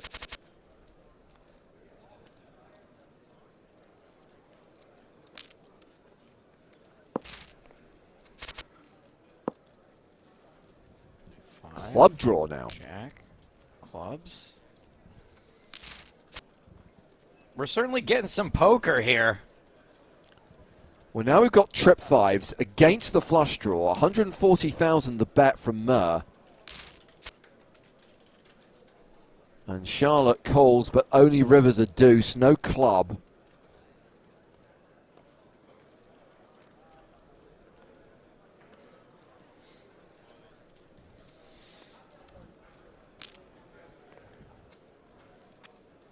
And another big bet from Mur. Still the 2-1 advantage for Charlotte van Brabander, who's got ace-king suited here. 2-1 advantage, but Mur creeping. Yeah.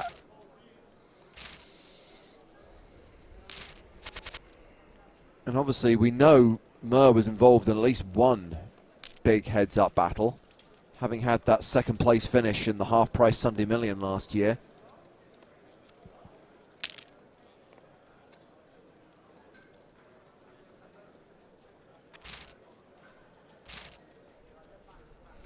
Shout out to Pie at Face Poker. Mason Pie joins us. Mason handled replay duties earlier on, covering the World Championship of Raz final table. And tomorrow, you know he's going to be in heaven. It's the 8 game tomorrow.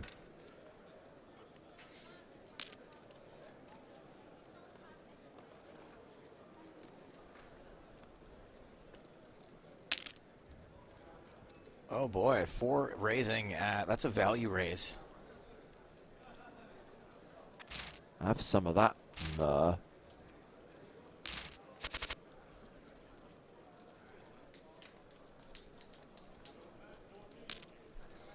9-3, a hand I have a lot of experience with. Oh, I've never thought of doing that with it.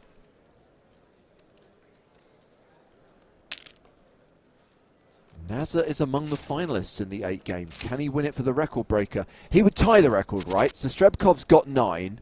Nazar has 8. Unless he's won another since I've not been paying attention. He would tie the record. Entirely possible. Yeah. This is what happens when we don't have Howard, Joe. I can't keep track of everything. Do we have him back tomorrow? Yes, we do. Pair of Nieners here. Good enough. Just 4 overcards for the 6s.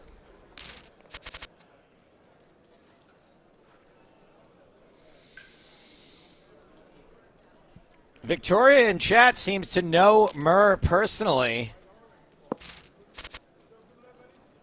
Says she is proud of Murr. Victoria? Victoria, are you Murr? Are you actually Murr? Are you a friend of Murr? But really you are Murr? You can tell us. It's all right. Are you Murr?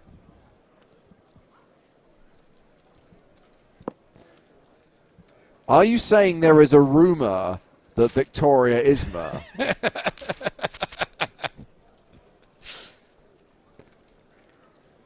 I don't know. Someone just shows up all of a sudden. Murr standing.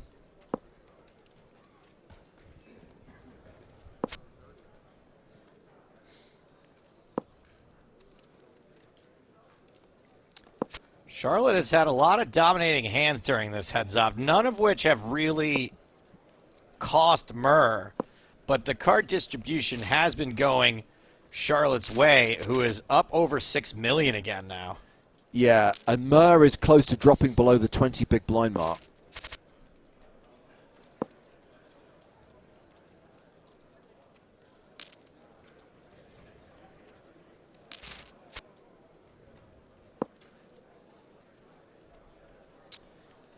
Schlott picks up the spade draw.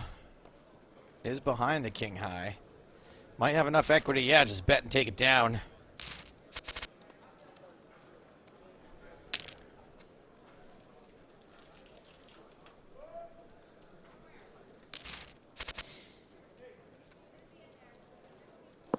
Queen Jack behind to Ace King. Club, club, club. 2 big clubs. Could see something happen. It's just a pair of jacks, though. But continues to go Charlotte's way. That jack on the river means this part is going to be shipped to her.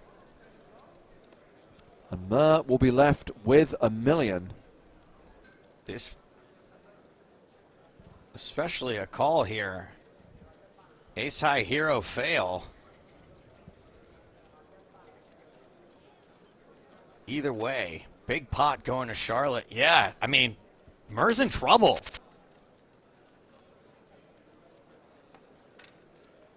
Yeah. Real trouble.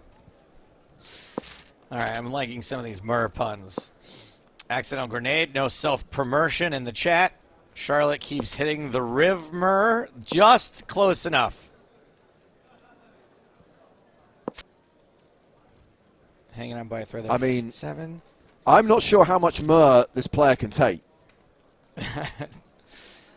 I think this one they're going to get away with. Yep.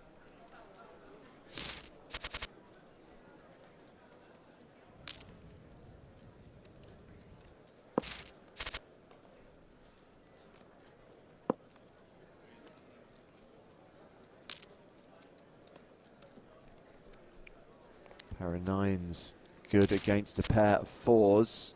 Yeah, real good.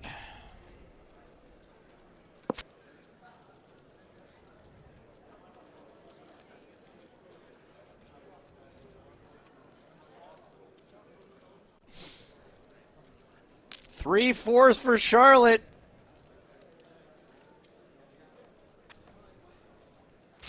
And doesn't get a call. And that is going to take us to the break.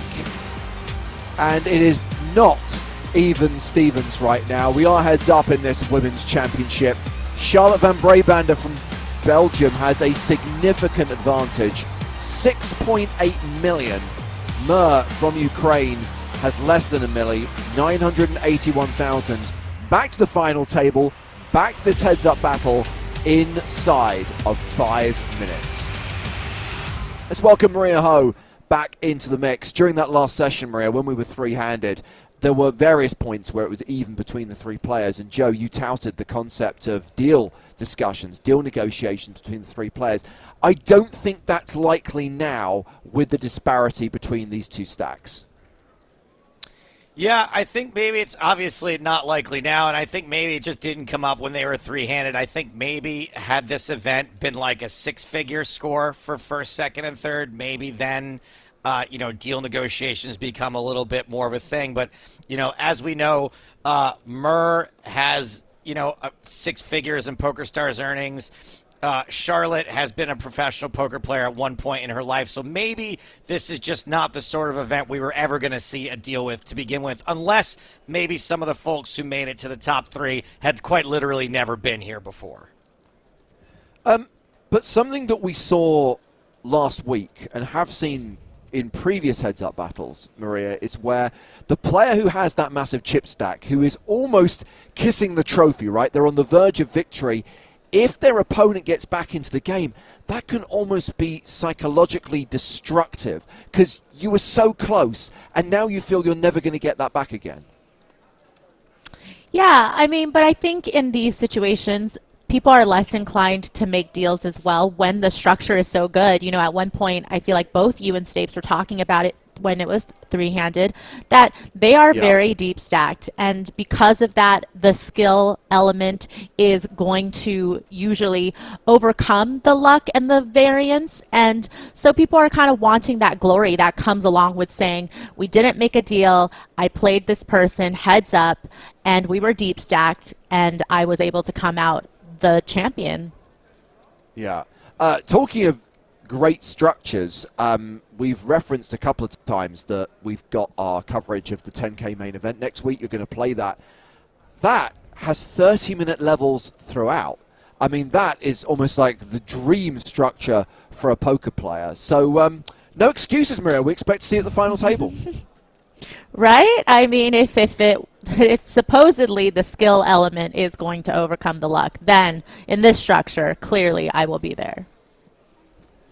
So a reminder, you've got that 8-game replay tomorrow, and Pi was teasing us a short while ago that with João Vieira at the final table, there is the prospect of another WCOOP win for NASA. So check out that replay. It will be in the hours leading up to our stream tomorrow, which will be the 25K Super High Roller. Will we see the Squid in action? He was among the chip leaders earlier on. But there's still a long way to go before they get into the money, before they get to the final table. I'm hoping that Sam will finally make an appearance on the stream next week, hopefully in the booth, hopefully providing analysis of the main event final table. I have said, Joe, that we do need to catch up with Sam. It's been a while since he appeared on the podcast, more than a couple of years, in fact.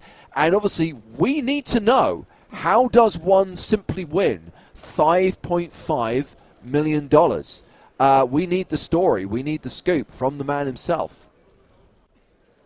Yeah, I quite literally have no idea how one wins, $600 in a poker tournament. So I'm all ears for $5.5 million. Let's go. So Sam is going to be on a future episode of the podcast, but I'm getting ahead of myself because, of course, we'll be doing a WCOOP mid-series update this week. That episode will come out on Friday. Once WCOOP is wrapped, which will be the final table of the main event next Wednesday, there'll be our full wrap. Howard Swain's part of that. Maybe we'll speak to the main event winner or another WCOOP champion. And then in the weeks that follow, Sam's going to join us. Maria, hopefully you'll be with us to analyze Joe Stapleton. It is an episode we're going to do. We will look into some of the more interesting hands that Joe played during a recent live stream. And if you feel, Joe, that any of the hands from your recent tournament are relevant, we can also get Maria to delve into those as well. Cool.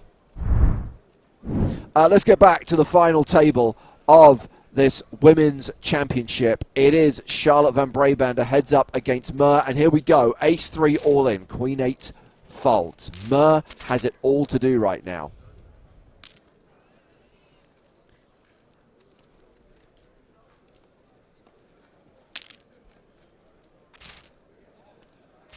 Yeah, once you get your opponent to this stage where they pretty much are in shove or fold mode, you know that you kind of have them on the ropes, but you don't want to necessarily get too out of line.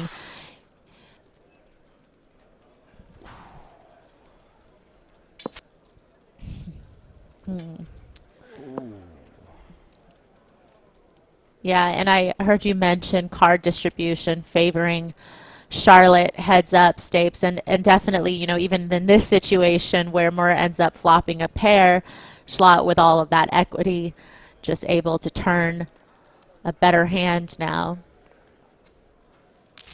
The old open-ended straight draw pair. Oh boy. Well,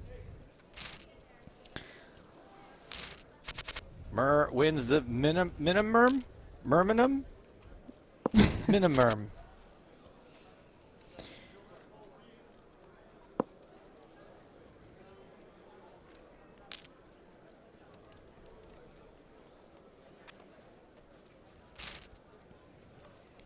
All right. Mer moving on up.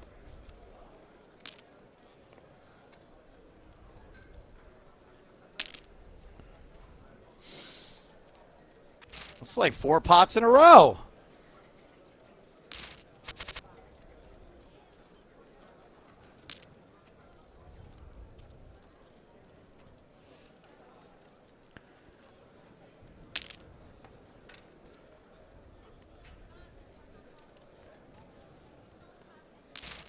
yeah, interesting limp call there by Mer with the Queen Jack. Sometimes, you know, players off of this stack size would elect to just go with it.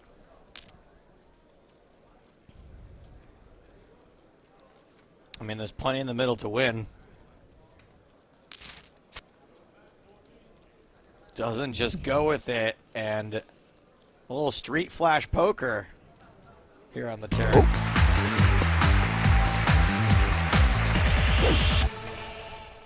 Yeah, really interesting turn card. Because, you know, straight now for Charlotte, but of course, Mer with top pair and the straight flush draw that does not come in. Street flash draw, I should say.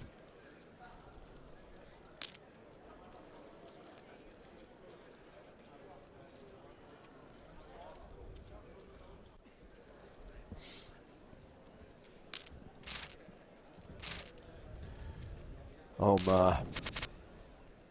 Close to 10 big blinds now. It's official. Mer is in the danger zone. Danger zone!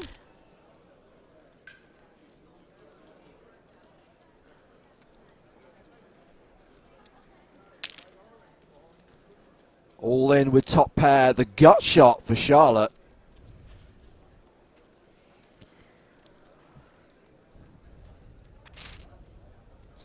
Does not gamble.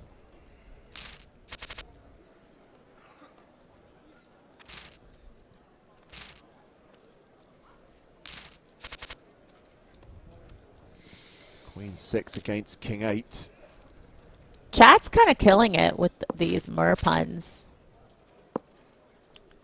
Yeah, I mean, Sure. When you say killing it, that can be interpreted in one of two ways. Well, a little bit of both, I guess. It's kind of like Griffin, where he just like thinks of all the puns and just spews them all out as quickly as possible without any regard for context or timing.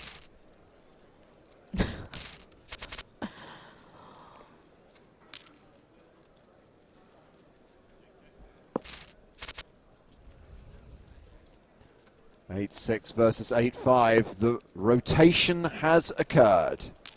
Schlott running hot.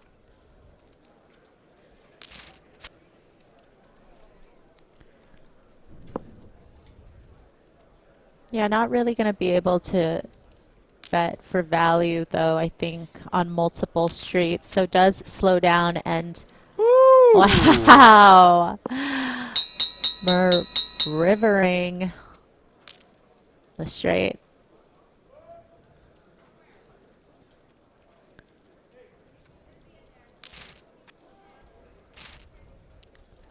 Back up over 20 big blinds. Yes, a not insignificant pot.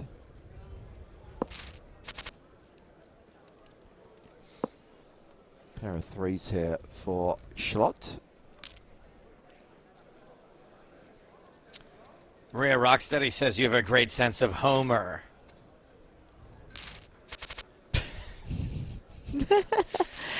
It's a stretch, your but your epic Greek poems are rad. I feel like I encourage this, so I'm just going to be complimentary overall of all of them now. Chat is killing it right now. Maria Ho 2022. Whoops. Chat has run out of steam very quickly right now. And emote only chat now.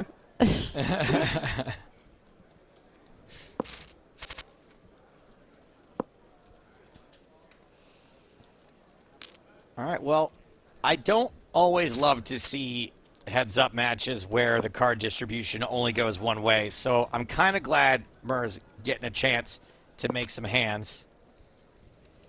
Oh, I'm sorry. I was kidding. That's that's runner 2 pair. I mean, honestly, what's better? Flopping the best hand or going runner for the best hand and making sure you get money? I kind of feel that the end result is probably more important. Oh, big decision for Murr. Yeah, all into call I mean, with top pair. Oh. Of course, this line does not look bluffy whatsoever, but you also just feel like I have top pair and all the draws missed. So how do I fold? Here's how. Click fold. Murr's taken the more passive line every time. Has never quite had a monster. What's that coming over the hill? Is it a monster? Is it a monster?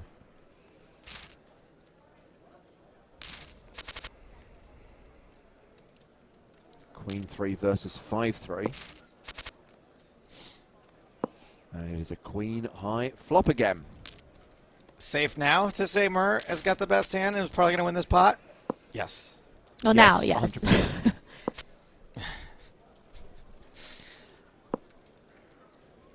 Well, with this run out, still not able to bet their hand, but could bluff catch, but Charlotte doesn't go for it. Free showdown, free showdown. Nom nom nom nom.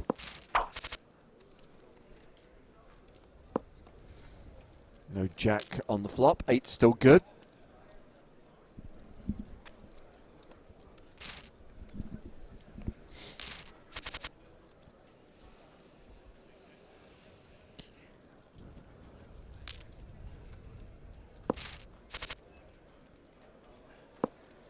Nine, 9-6. And 10 high is good. Pair of tens is very good.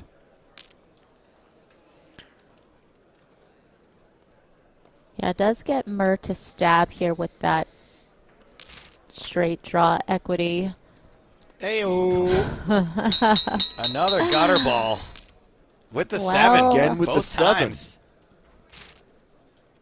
Okay, Murr closing in on the 2 million mark. Ed says, I saw the automatic back in the day. I can't imagine for 1 second that was a sold-out gig. Well, who's the automatic? They are the band responsible for the tune that I referenced a short while ago.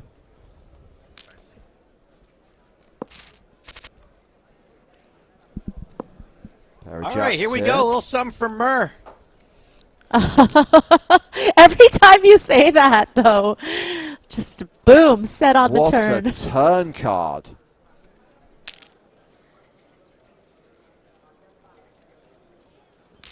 I mean, you can't fold this. Yeah.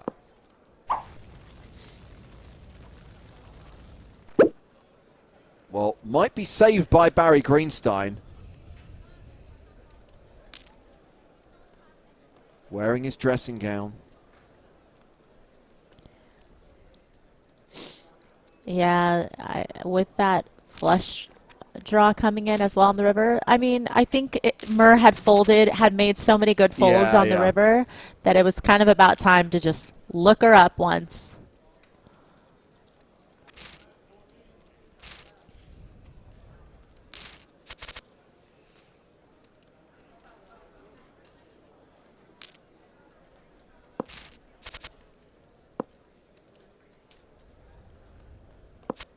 Jack 5 versus 8-5.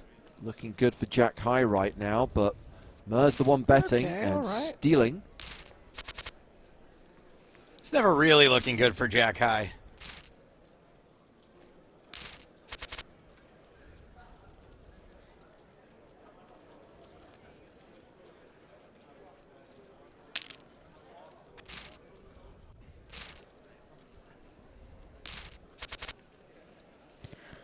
Still a pretty big mountain for Murr to climb, though, even with those 2 gut shots. Just a little bit tough to get some momentum around that 10 big blind stack. 52% equity with 6 high. You gotta love it. And this is why Stapes loves poker so much. You gotta love it. Murr is back in the danger zone. Danger zone!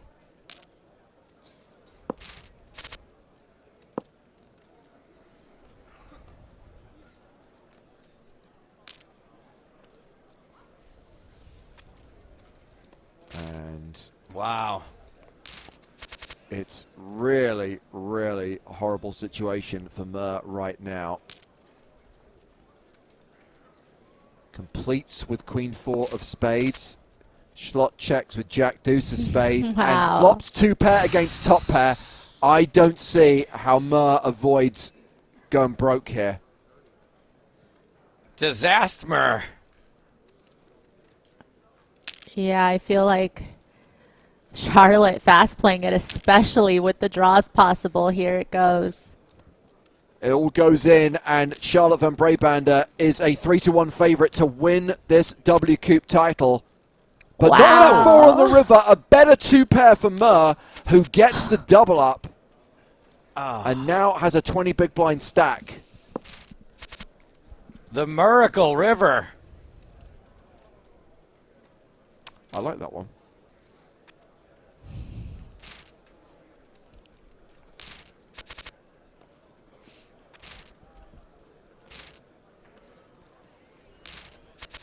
Yeah, just a little bit of breathing room now. Oh, 15 bigs effective with 9s against ace-8. Yeah.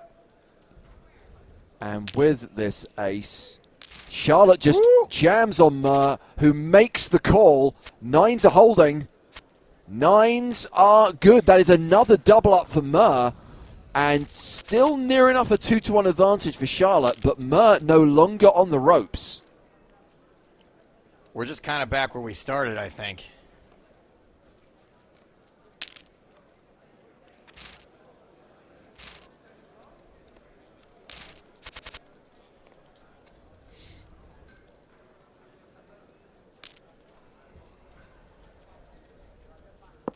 Charlotte completes. Mer checks. Pair of 8s for Charlotte.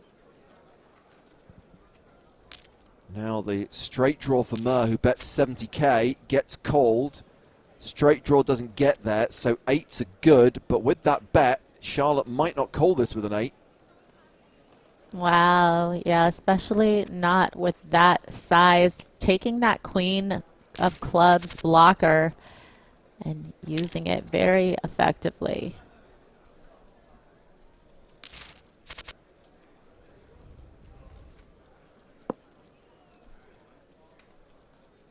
Well, this is a pretty decisive hand for Charlotte. Top pair on the flop and near enough 99% as Mer bets 70k.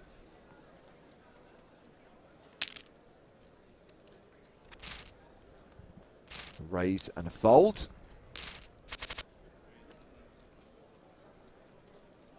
Luckbox asks, is Mer Vanessa Selbest? No. Thank you for your question. How is Vanessa Selbest these days? It's been a while since I've seen Vanessa Selbest. I do correspond with Vanessa's wife pretty regularly. Me and Vanessa don't talk as much. A straight going to waste there. Yep.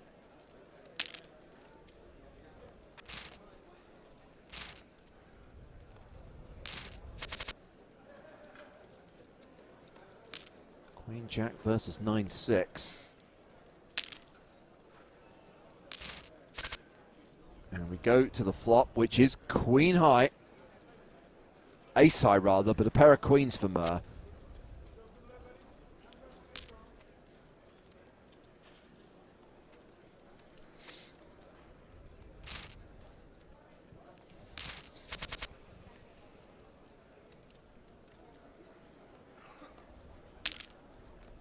Nine-4 of clubs raises the button. Charlotte with Jack 10 defends. Oh. And wow. flops Broadway. The flush draw for Mer, who continues. Charlotte calls, and there is the flush on the turn. Well, this could change everything. From the nuts to dead. And can't blame Charlotte wow. for slow playing. No. 1.15 million in the middle. Charlotte checks the river.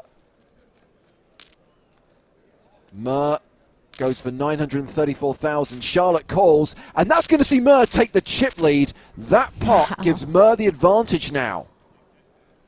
All of those tight folds, Mermaid. Mermaid, what? Mermaid. All of those tight folds. Are you saying those tight folds are a bit fishy?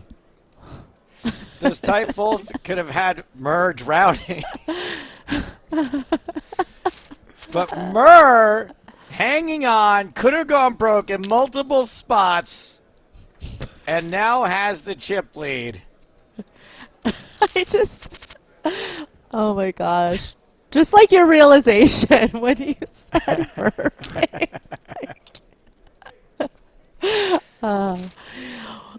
You know, the way that Mer has played this.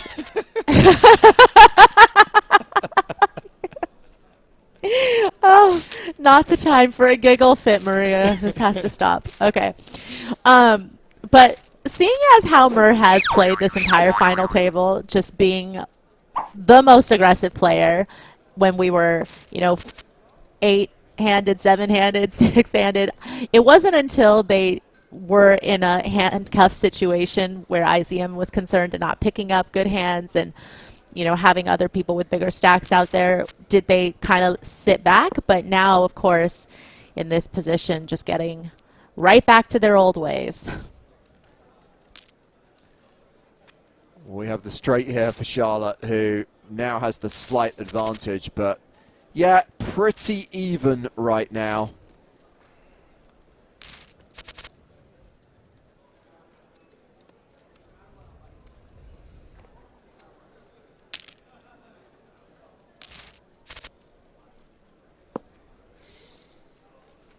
How do you not close it out when all the cards are going your way?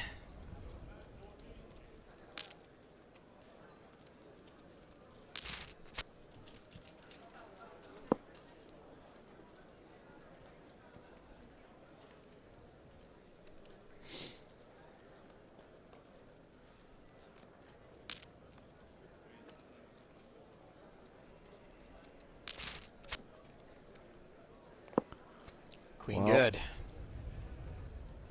I'm not sure 9-6 is going to be able to bluff Mur off this pot.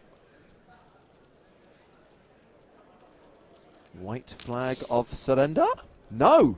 1.4 bets full pot. Wow. I mean, if this works, I salute you, Charlotte, but Oh, wow, it does. Nice. Okay. Nicely done. and opening up a little bit of a gap now.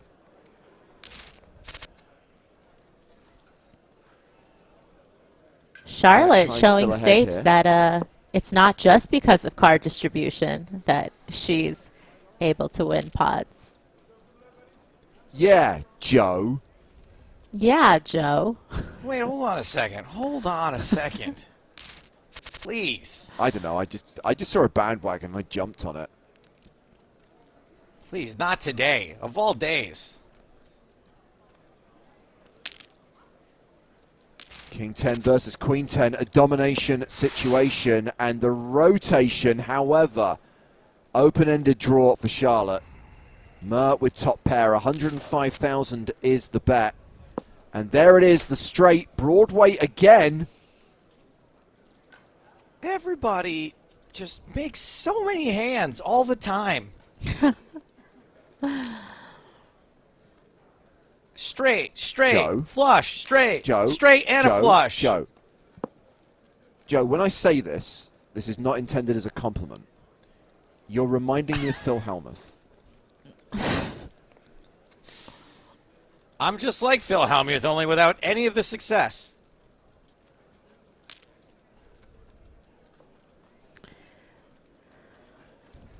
Mur rivering God, that two pair two-pair sucks makes here. yeah, it makes Yeah. the board a whole heck of a lot scarier. Okay, despite that fold, Charlotte winning that pot is going to give her the 2-1 chip advantage once again. And Mur with the better kicker here. You guys think it's going to be the 8 for the chop or the 10 for Charlotte on the turn? I think it'll be a 9. It's a 5, so the queen kicker is playing, and Charlotte has not improved.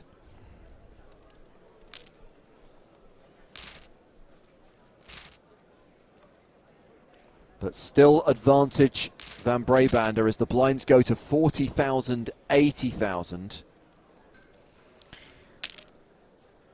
Yeah, still plenty deep though. Mur with almost 40 bigs effective. Look at this. Getting creative with 4-3. It goes to the flop. 4-3 does not get anywhere. Instead, it's top pair for Schlott.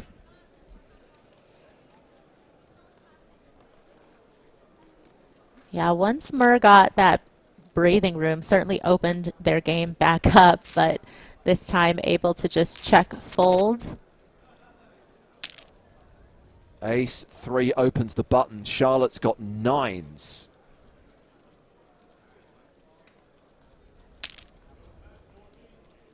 And re-raises to 560,000. Oh!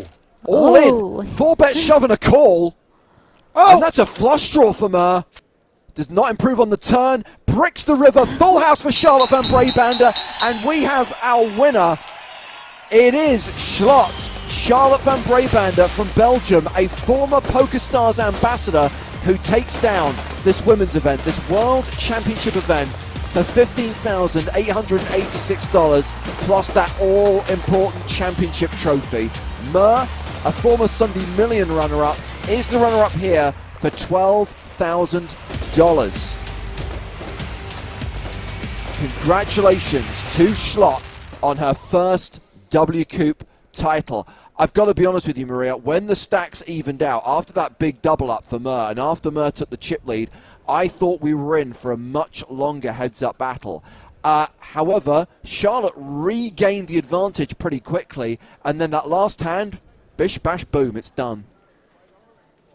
Yeah, Charlotte really showed a lot of heart today. I feel like she took a lot of good spots and she was willing to hang in there and be tough even when she didn't have the chip lead. And of course, heads up, she did make a lot of big hands. And I think Murr just got a little carried away once they got a bit even in stacks and Charlotte was able to seal the deal. If I Mr. can, Stapleton, point of order. Yeah, Charlotte showed a lot of heart. I agree with Maria, but she also showed no mercy. He's been thinking about that one for the last hour. Going to be back tomorrow. For sure. With the super high roller. Do you know what the irony is? Tomorrow Griffin's going to be here, so it's only going to get worse in that regard. Maria, we wish you luck on your travels and good luck in the WCOOP main event. Of course, worst case scenario, if you don't go deep, we have the benefit of your expertise and analysis in the booth. So we will either speak to you or watch you in action next week. Thank you. And Joe, yes, we reunite tomorrow evening, same bat time, same bat channel, biggest buy-in event of the series, the 25K Super High Roller. Griffin Benger, Joe Stapleton, and myself. Are you fired up? I'm so fired up. I can't wait to watch these people chunk off $25,000 per buy-in tomorrow. Let's do it. Let's watch the carnage. Oh, yeah, and we can enjoy referencing how many bullets everyone has fired in this re-entry event. We will see you tomorrow evening for the 25K. But for now, from Maria Ho, Joe Stapleton, and me, James Harskin, it's good night from the PokerStars Arena.